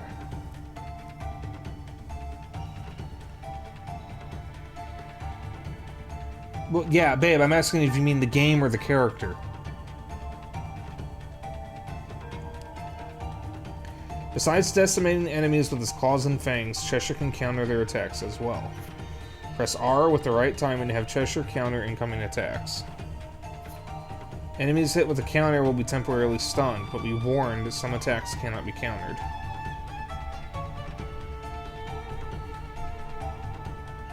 You mean which Cereza? We don't know.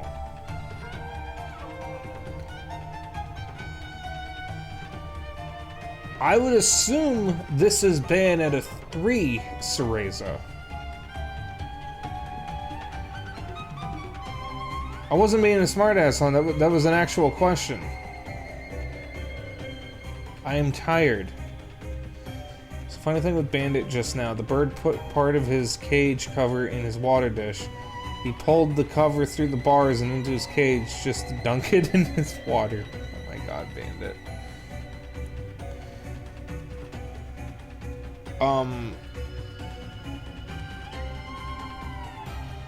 We don't know which Cereza this is yet. However, the Cereza, or the Bayonetta in Bayonetta 3 is the Cereza from Bayonetta 1 that was pulled out of the timeline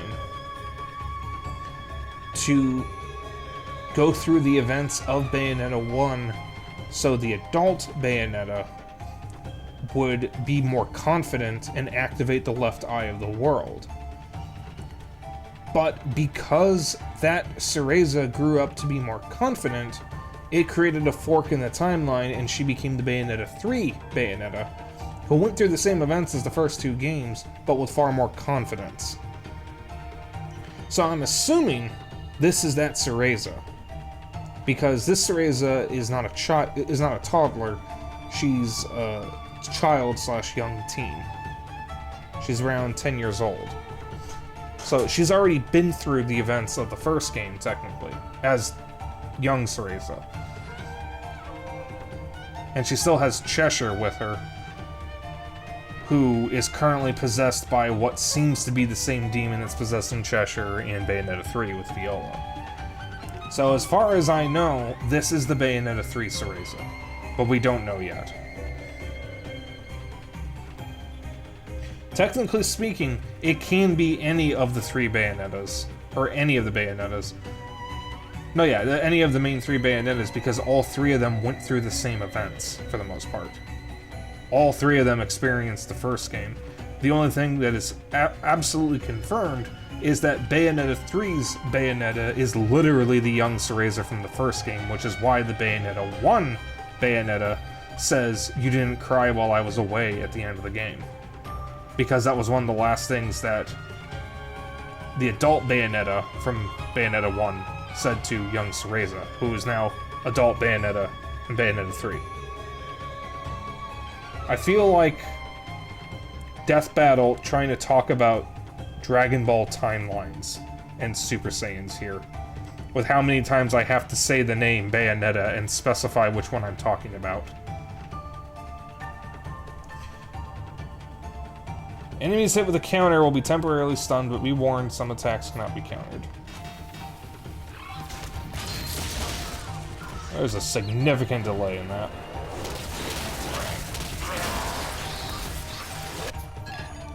Crescent Cluster. A power-imbued crystal the shape of a crescent moon. Typically only found in Inferno, can restore some of these magic energy.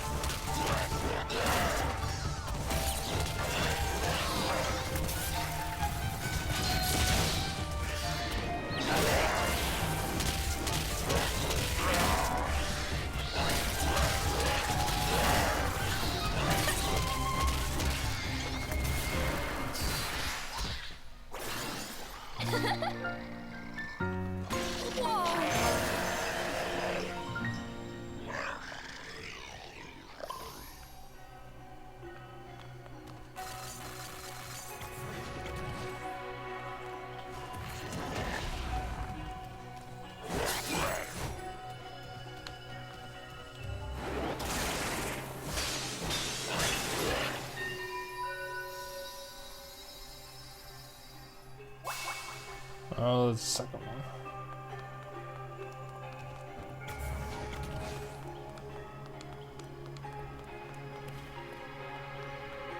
Oh-ho!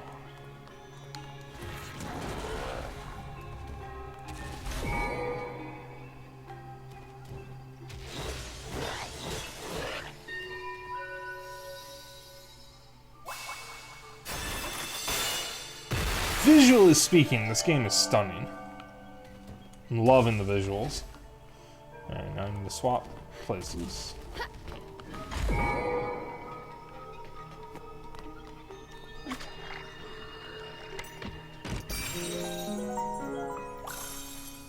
Cool. One of those.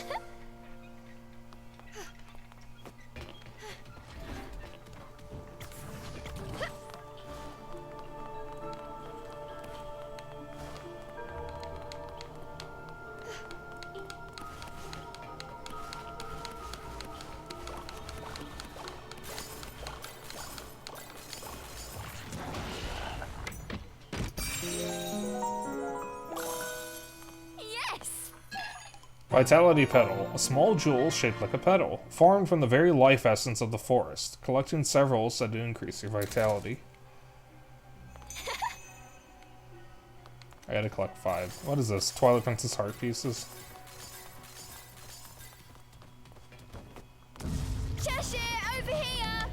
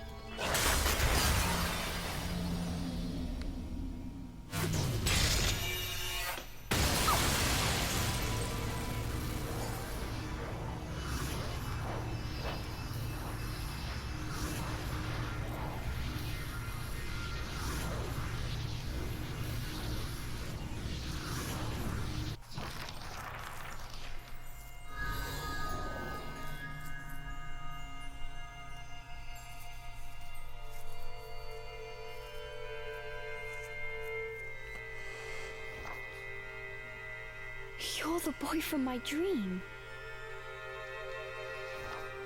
Center of forest. Waiting. Help me. Hurry. Okay. I just need to follow the white wolf, right?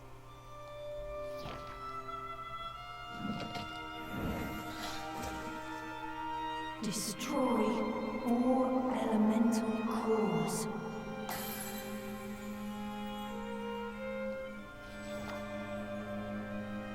You can do it.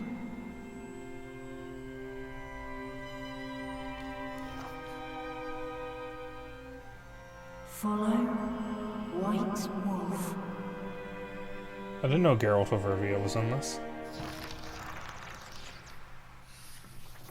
Chapter 3. The First Elemental Core.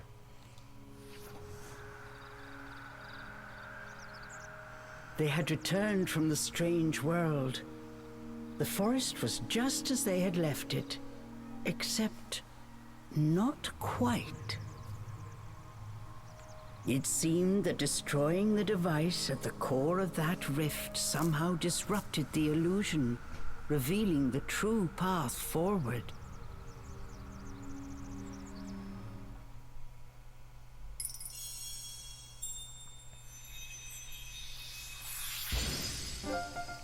Tur Na Nog complete. Working together, the two vanquished a Tur Na Nog in Jade Hill. It still seems there are other Tur Na Nog in this region. Doggo. This doesn't look like a wolf to me. They spotted the white wolf. Without a moment's hesitation, the pair gave chase.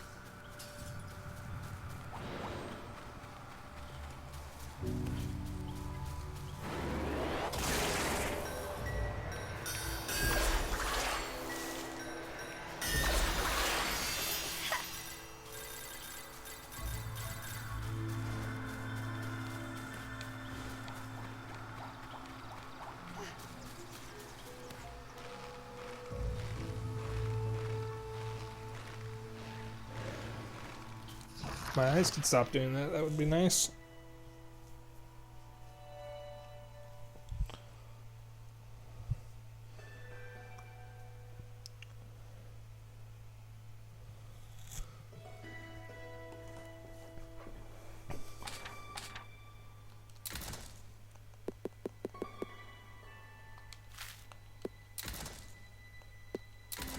There's the bogey. You know, bogey means booger in the UK.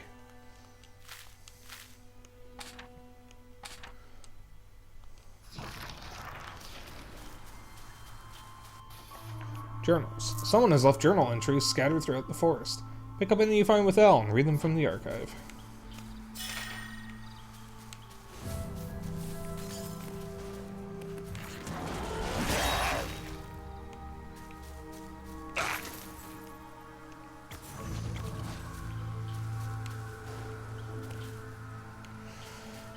Probably need to come back with the elemental cores.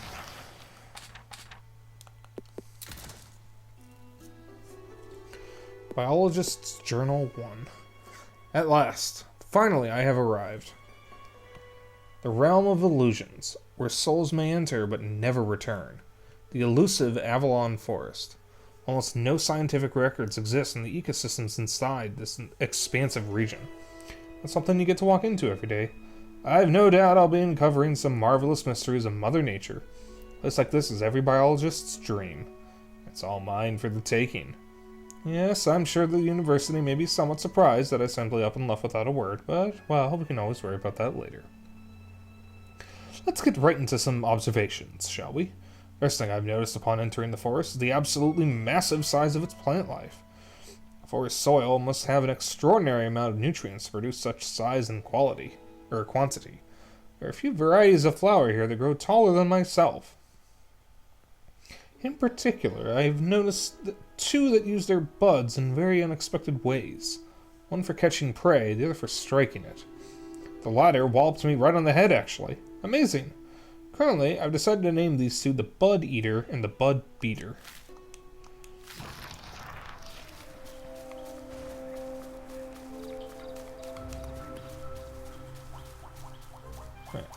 I'm going to be 1 moment. I'm going to put up the intermission screen. I'll be back in like a minute or two. I put a limiter on the VLC music that I'm using, so hopefully we won't have a repeat of before. So I will be back in a couple minutes. You guys enjoy the music.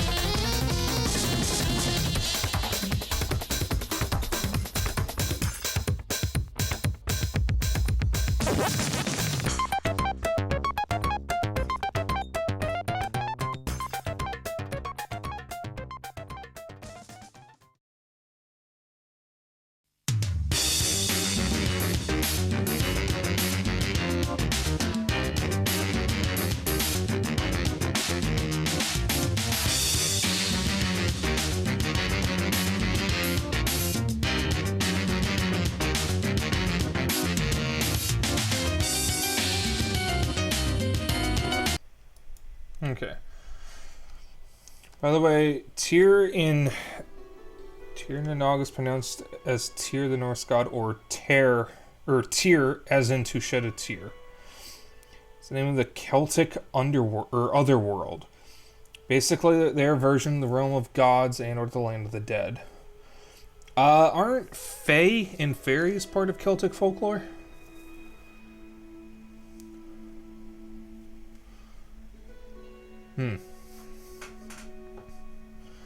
Yeah, that's what I was saying earlier, is that the one thing I know about fae is you do not fuck with fae. They are not to be trusted.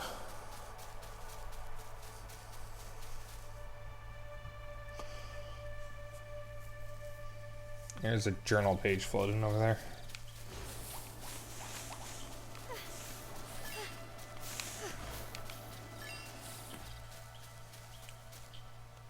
Remembrance. A small glade of otherworldly beauty opened before Ceresa. This dark forest held secrets yet. Ceresa relaxed, ever so slightly.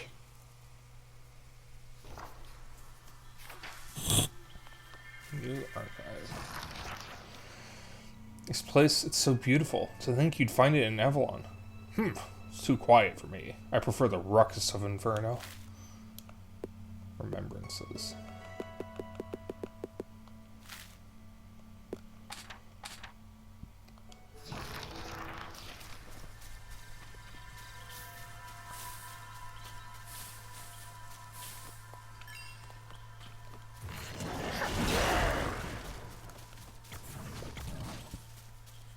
Excuse me.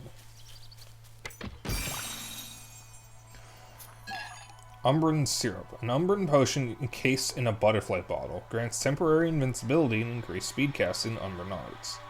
Now concoct more on your own. Cute.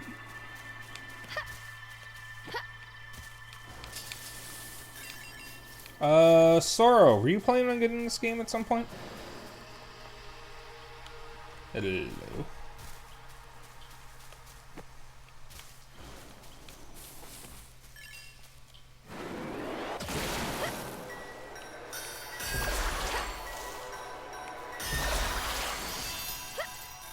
If you're still in chat, of course, Sorrow.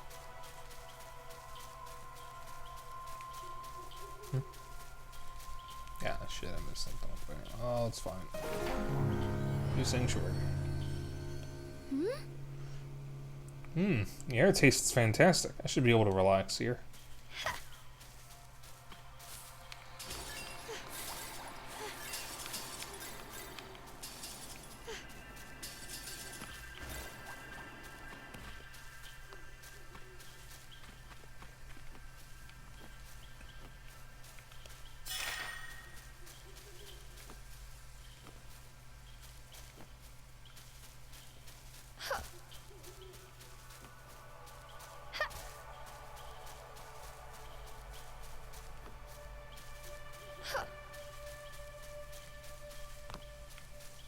We need a rest.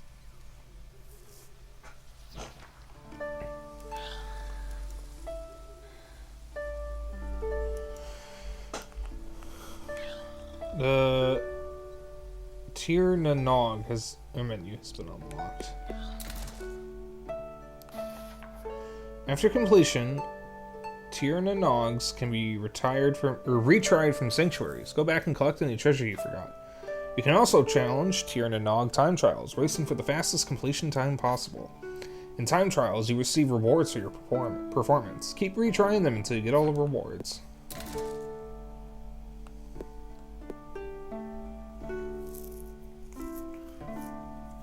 Yeah, I think I'm good. For now.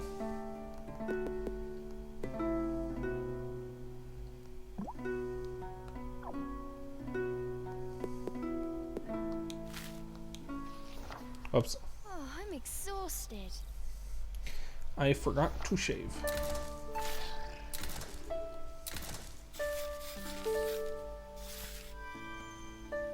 15% of the way through already. Okay. How long is this game? I didn't actually look it up beforehand. Or maybe I did, and I forgot. Wait, no I did. Does it say in my notes?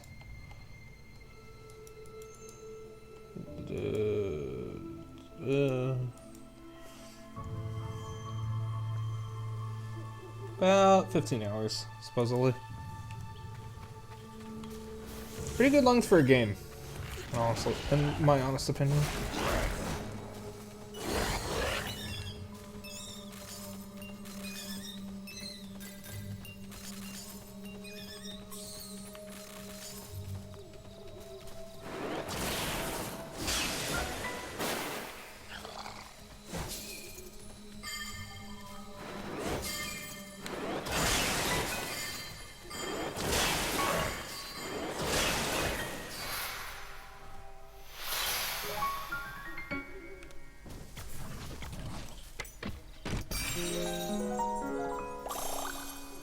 Cool.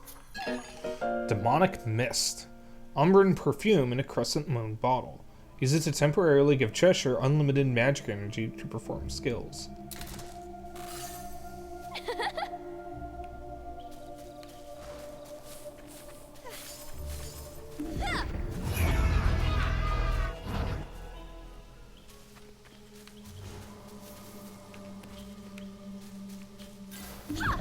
That's not where I wanted to go. I'm not done looking over here. Yeah, I'm sorry, so hold your horses.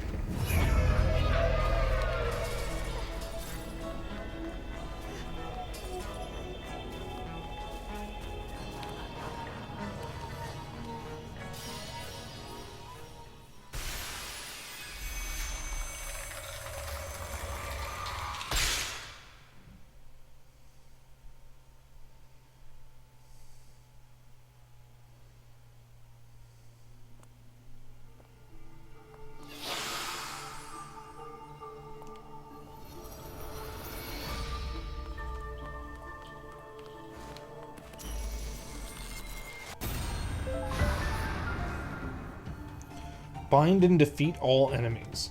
Enemies can only be damaged while bound. Use Thorn Bind and defeat them all. You're getting punished!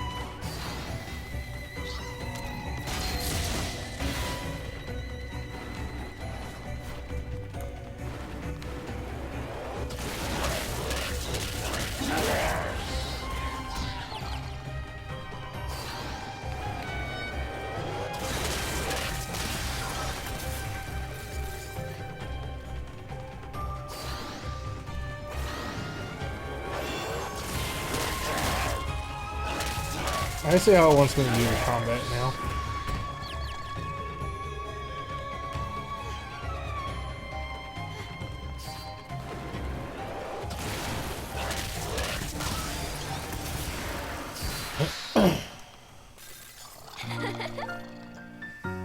Perfect! Mission compris. Cheshire!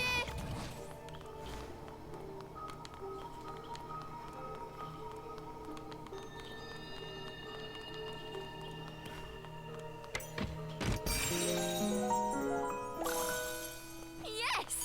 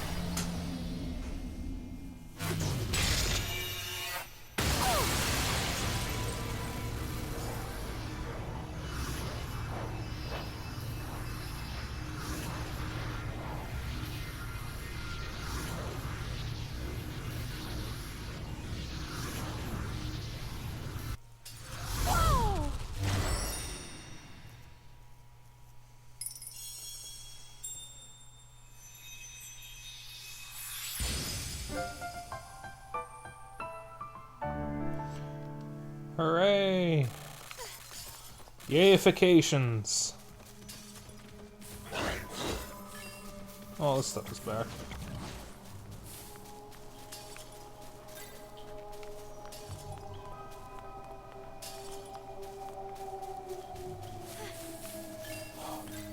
A chest.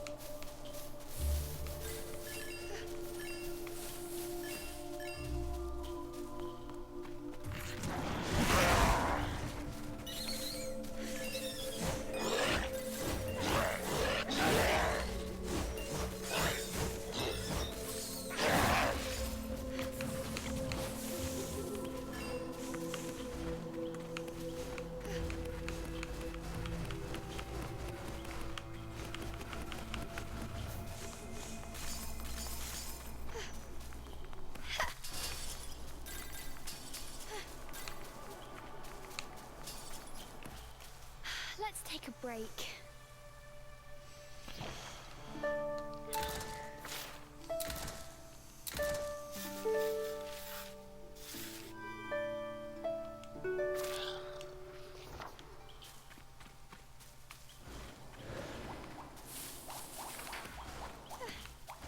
Leafing duck.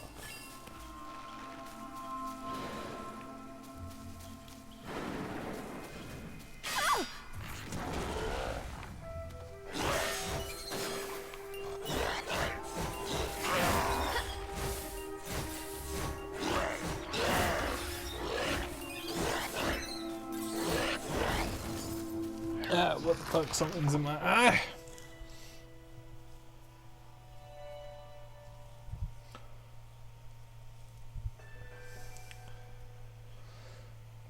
Oh, something freaky about the human body.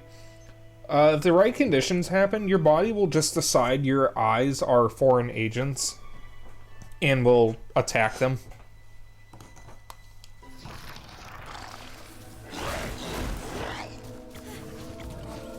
Shit's scary.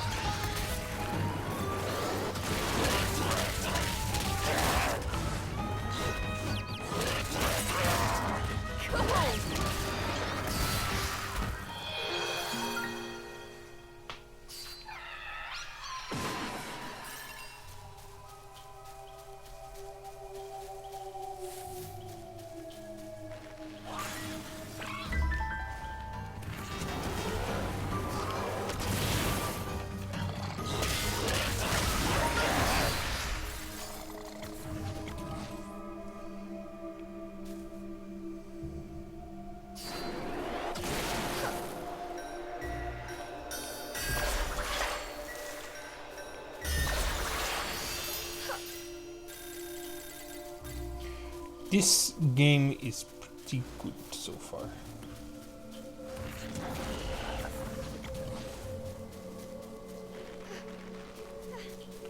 I just touched the cat.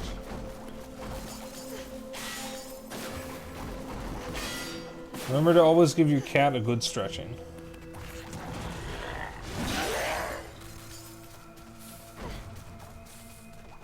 Come here!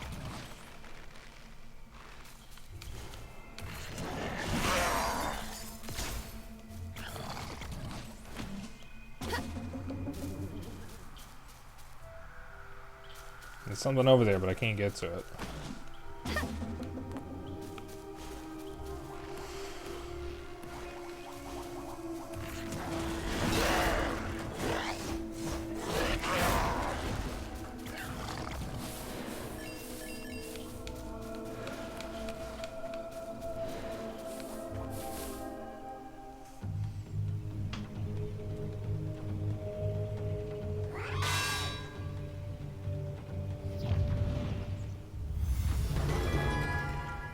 Leprechaun.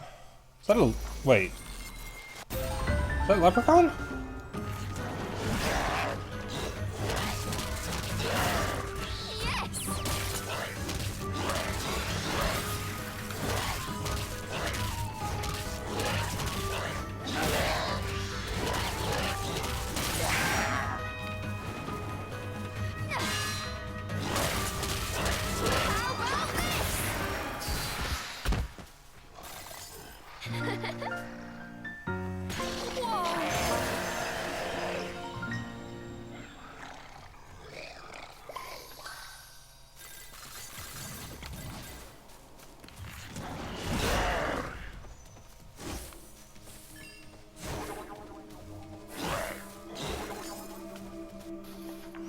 Guiding light. If lost, looks at the guiding light, so alerts Cereza to a nearby sanctuary.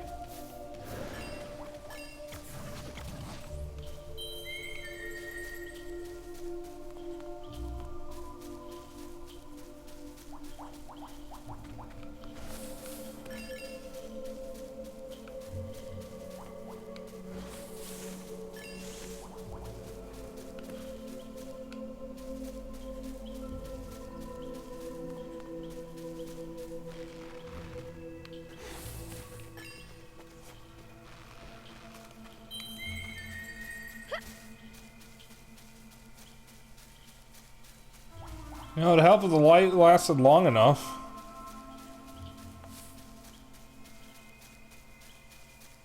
It doesn't last long enough. Where the fuck is the sanctuary? Did I come from this way?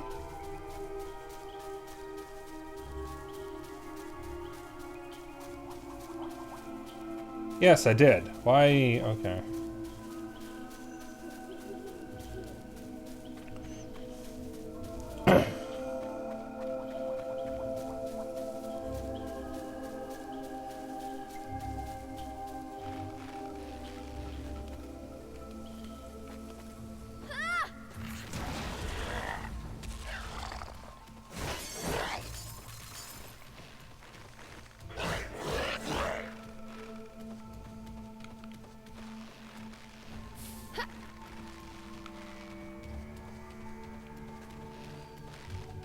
Cheshire! Cheshire, over here! I think I need another ability or something.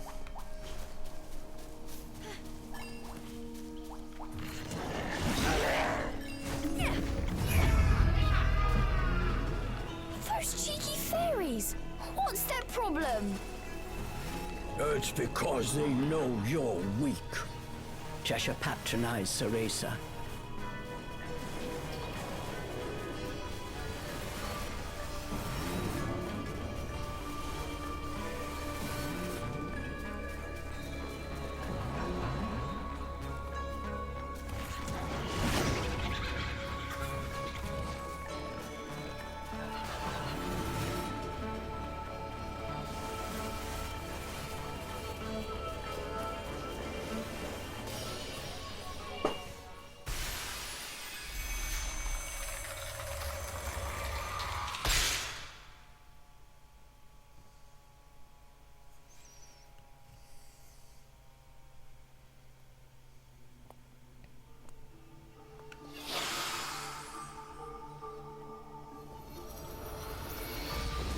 Calamity.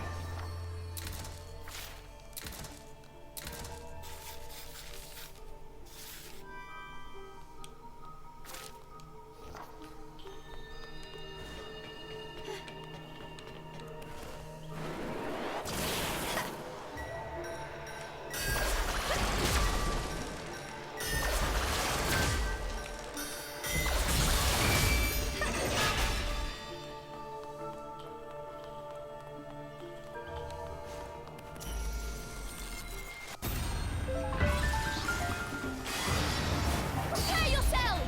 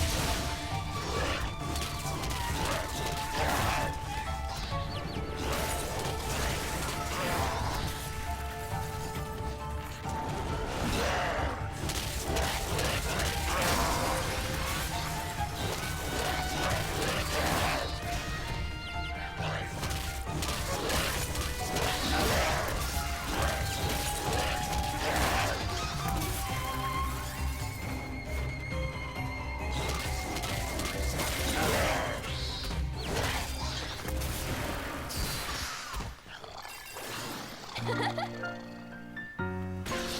it!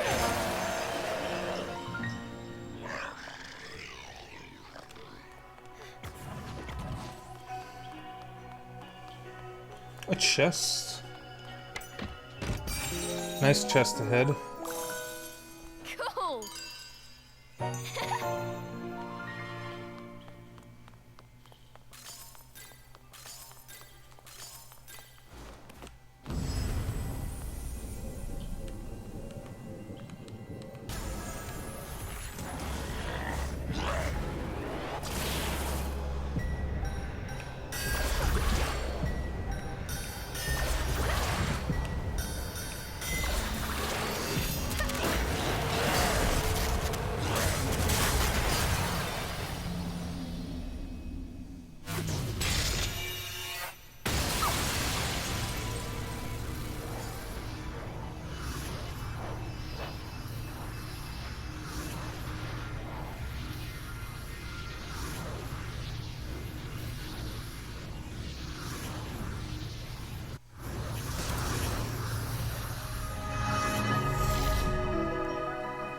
Ooh, green. A lot of green.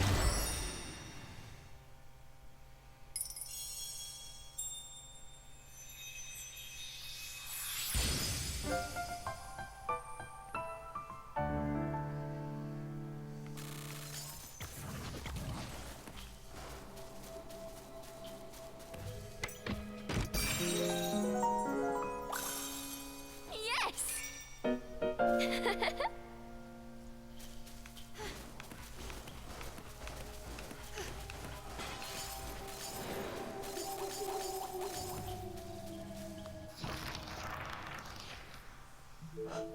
In a nearby grove, there was a place illuminated by moonlight.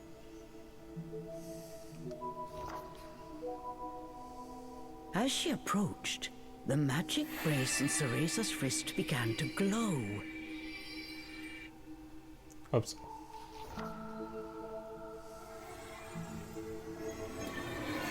So I have finally found you, Cereza. Morgana? Ceresa blinked in disbelief as the ghostly figure of her teacher appeared from within the moonlight. Thank goodness you're safe. When I realized you'd gone to the forest, I was beside myself with worry. But really, Cereza, to enter the forest despite all my warnings. You even made off with my magic brace. Just what were you thinking? Although this was only a projection of Morgana, her scolding somehow managed to be even more intimidating than the genuine article. Ceresa could only hang her head. I am looking forward to a thorough explanation once you're home safe. But I'm afraid escaping Avalon Forest will not be easy. Morgana's expression was grave. She explained how the fairy's magic turned the forest into a labyrinthine trap, one in which Ceresa was currently ensnared. This ancient enchantment was so strong, even Morgana herself could not easily break it. For now, all I can do is support you from afar. I will begin researching ways out of the forest. You just find a safe place, and try to stay alive until I find a way to save you. Don't worry, Morgana. Look! I was able to summon a demon of my very own. Is that... You summoned a demon into your stuffed toy? Cereza... Well, it will have to do. If you are able to wield that demon, your chances of survival will increase greatly. This forest belongs to the fairies. However, if you search carefully, I am sure you will find objects that will help you develop your magic abilities. What about these sparkly things? I've picked up a bunch of them since I've got here. Yes, that crystalline structure is a stable source of magical energy. If you feed it to the demon, it may awaken some new powers. The light of the moon began to wane. With it, Morgana's visage grew faint. It was as if the forest itself conspired to impede their plans. Cereza, listen well. Demons are weapons which we witches wield, not friends to be cuddled. Remember to treat them as such. The remaining moonlight faded, and Morgana disappeared.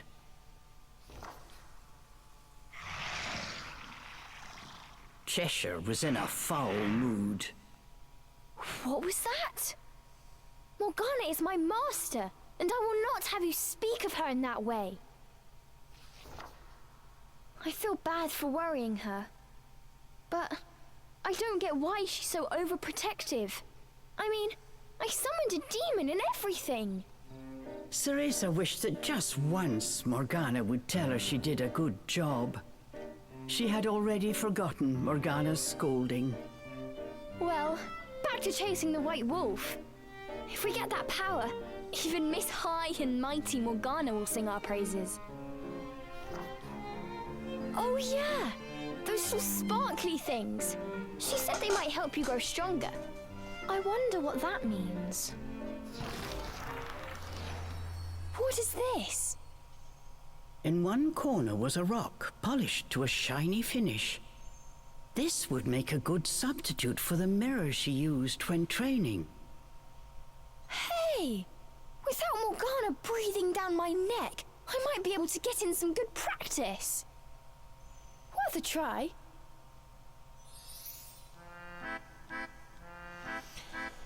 Here, Cereza and Cheshire can learn new skills. Cheshire's skills are to the right. Cheshire learns skills using Avalon drops. Move your cursor to the skill you'd like to learn. And press it and hold to learn the skill. Ooh, a charge strike. Yes, I'll take that. Here, have some.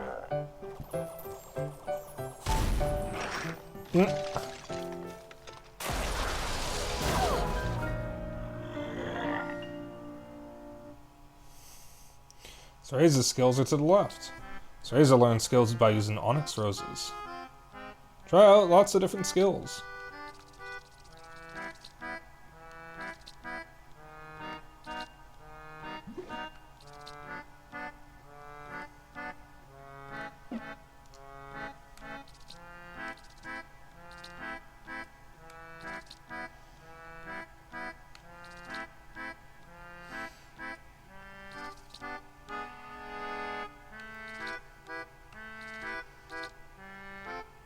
Alright, well, I'm definitely getting the dodge roll.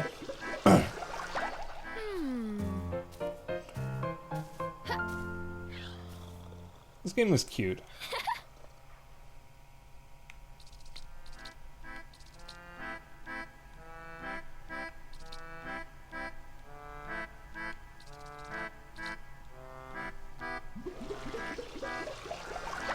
Does this work?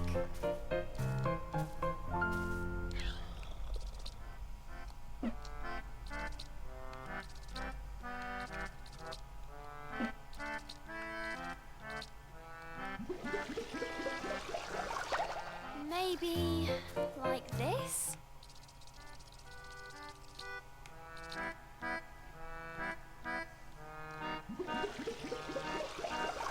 Eat up!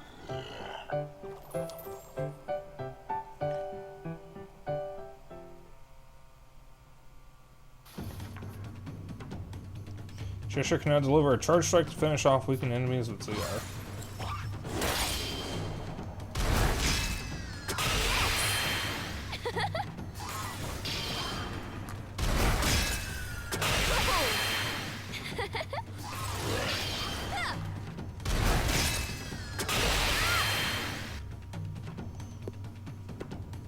Choose input method for bind, combo, and chomp.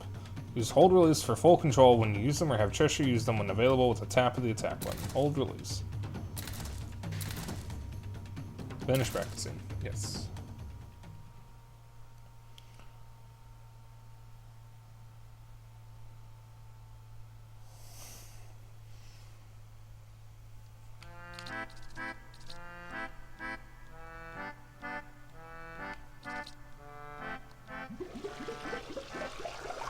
Cheshire, here you go.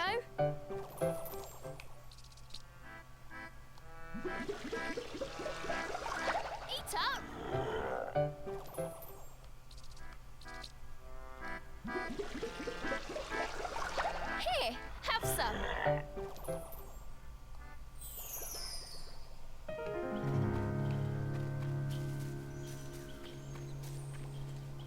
exhausted.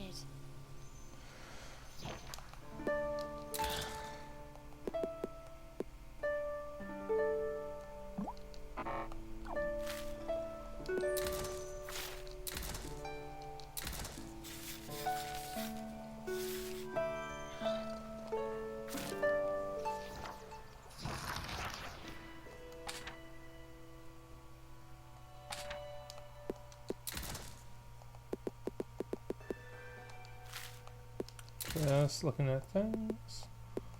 It does look like it says Leprechaun.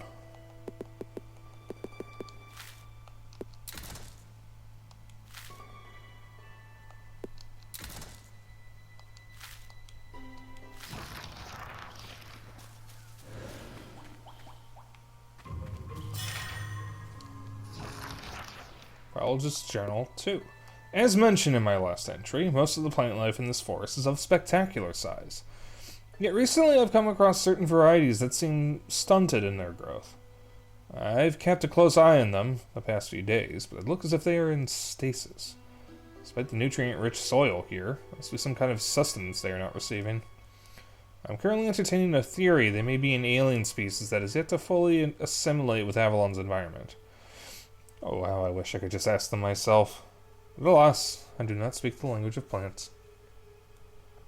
These past few days I've found some curious specimens scattered about the forest floor.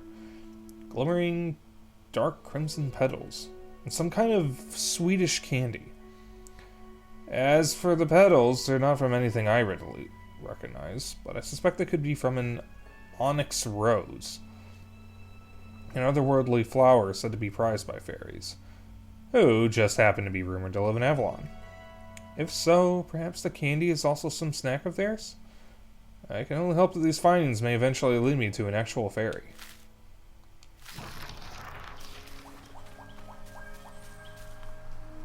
Alright guys, what do you think?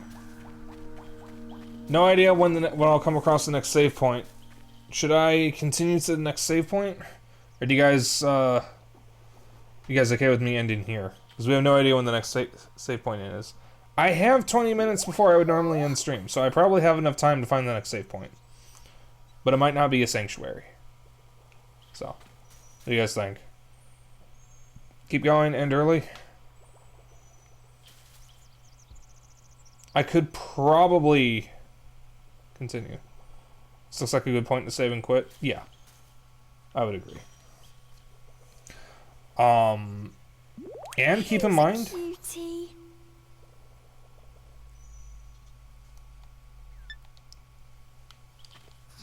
you can pet the rabbits.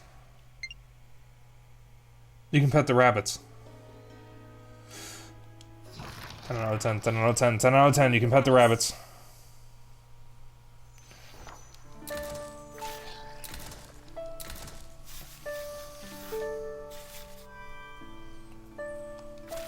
I'm liking this. This is good. Also, next week, I can justify going a little bit late because I do not have class on Tuesday or Thursday. Because next week is spring break.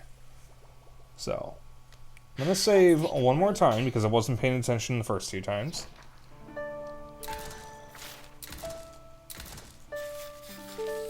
And I will be back on Saturday. We're doing Splatoon 3. It's the Bogo's Bented Splatfest. So, with that in mind, I will find us a raid target. What was even streaming at this time? Give me a sec here.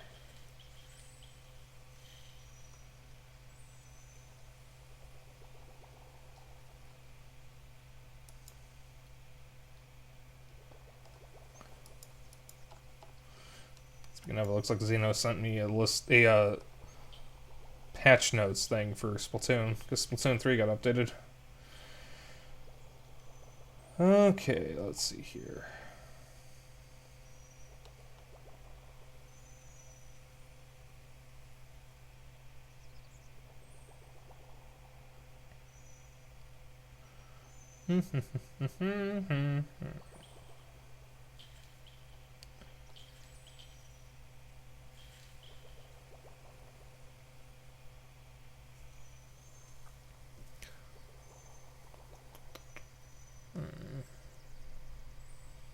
We have options. Oh, Kohai is doing Euro Truck Simulator, a game I've never actually seen before. I know of it. I know it's actually stupidly popular. I have never driven a truck before. This is going to be chaos. I agree, Kohai. Let's raid Kohai. That did mute, yeah? Okay, good. Yeah, let's raid Kohai. What should the raid message be?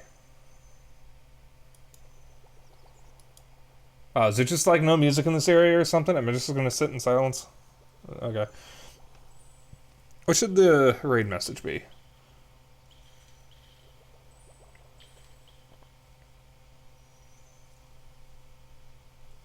Should it be Bayonetta themed? Do we go with Dapper Dragon raid? Do I go for the cursed option and say I'm Kohai's filthy pay puppy? I don't think I want to do that, actually. It would be funny. But that means everyone who joins in on the raid has to copy that message.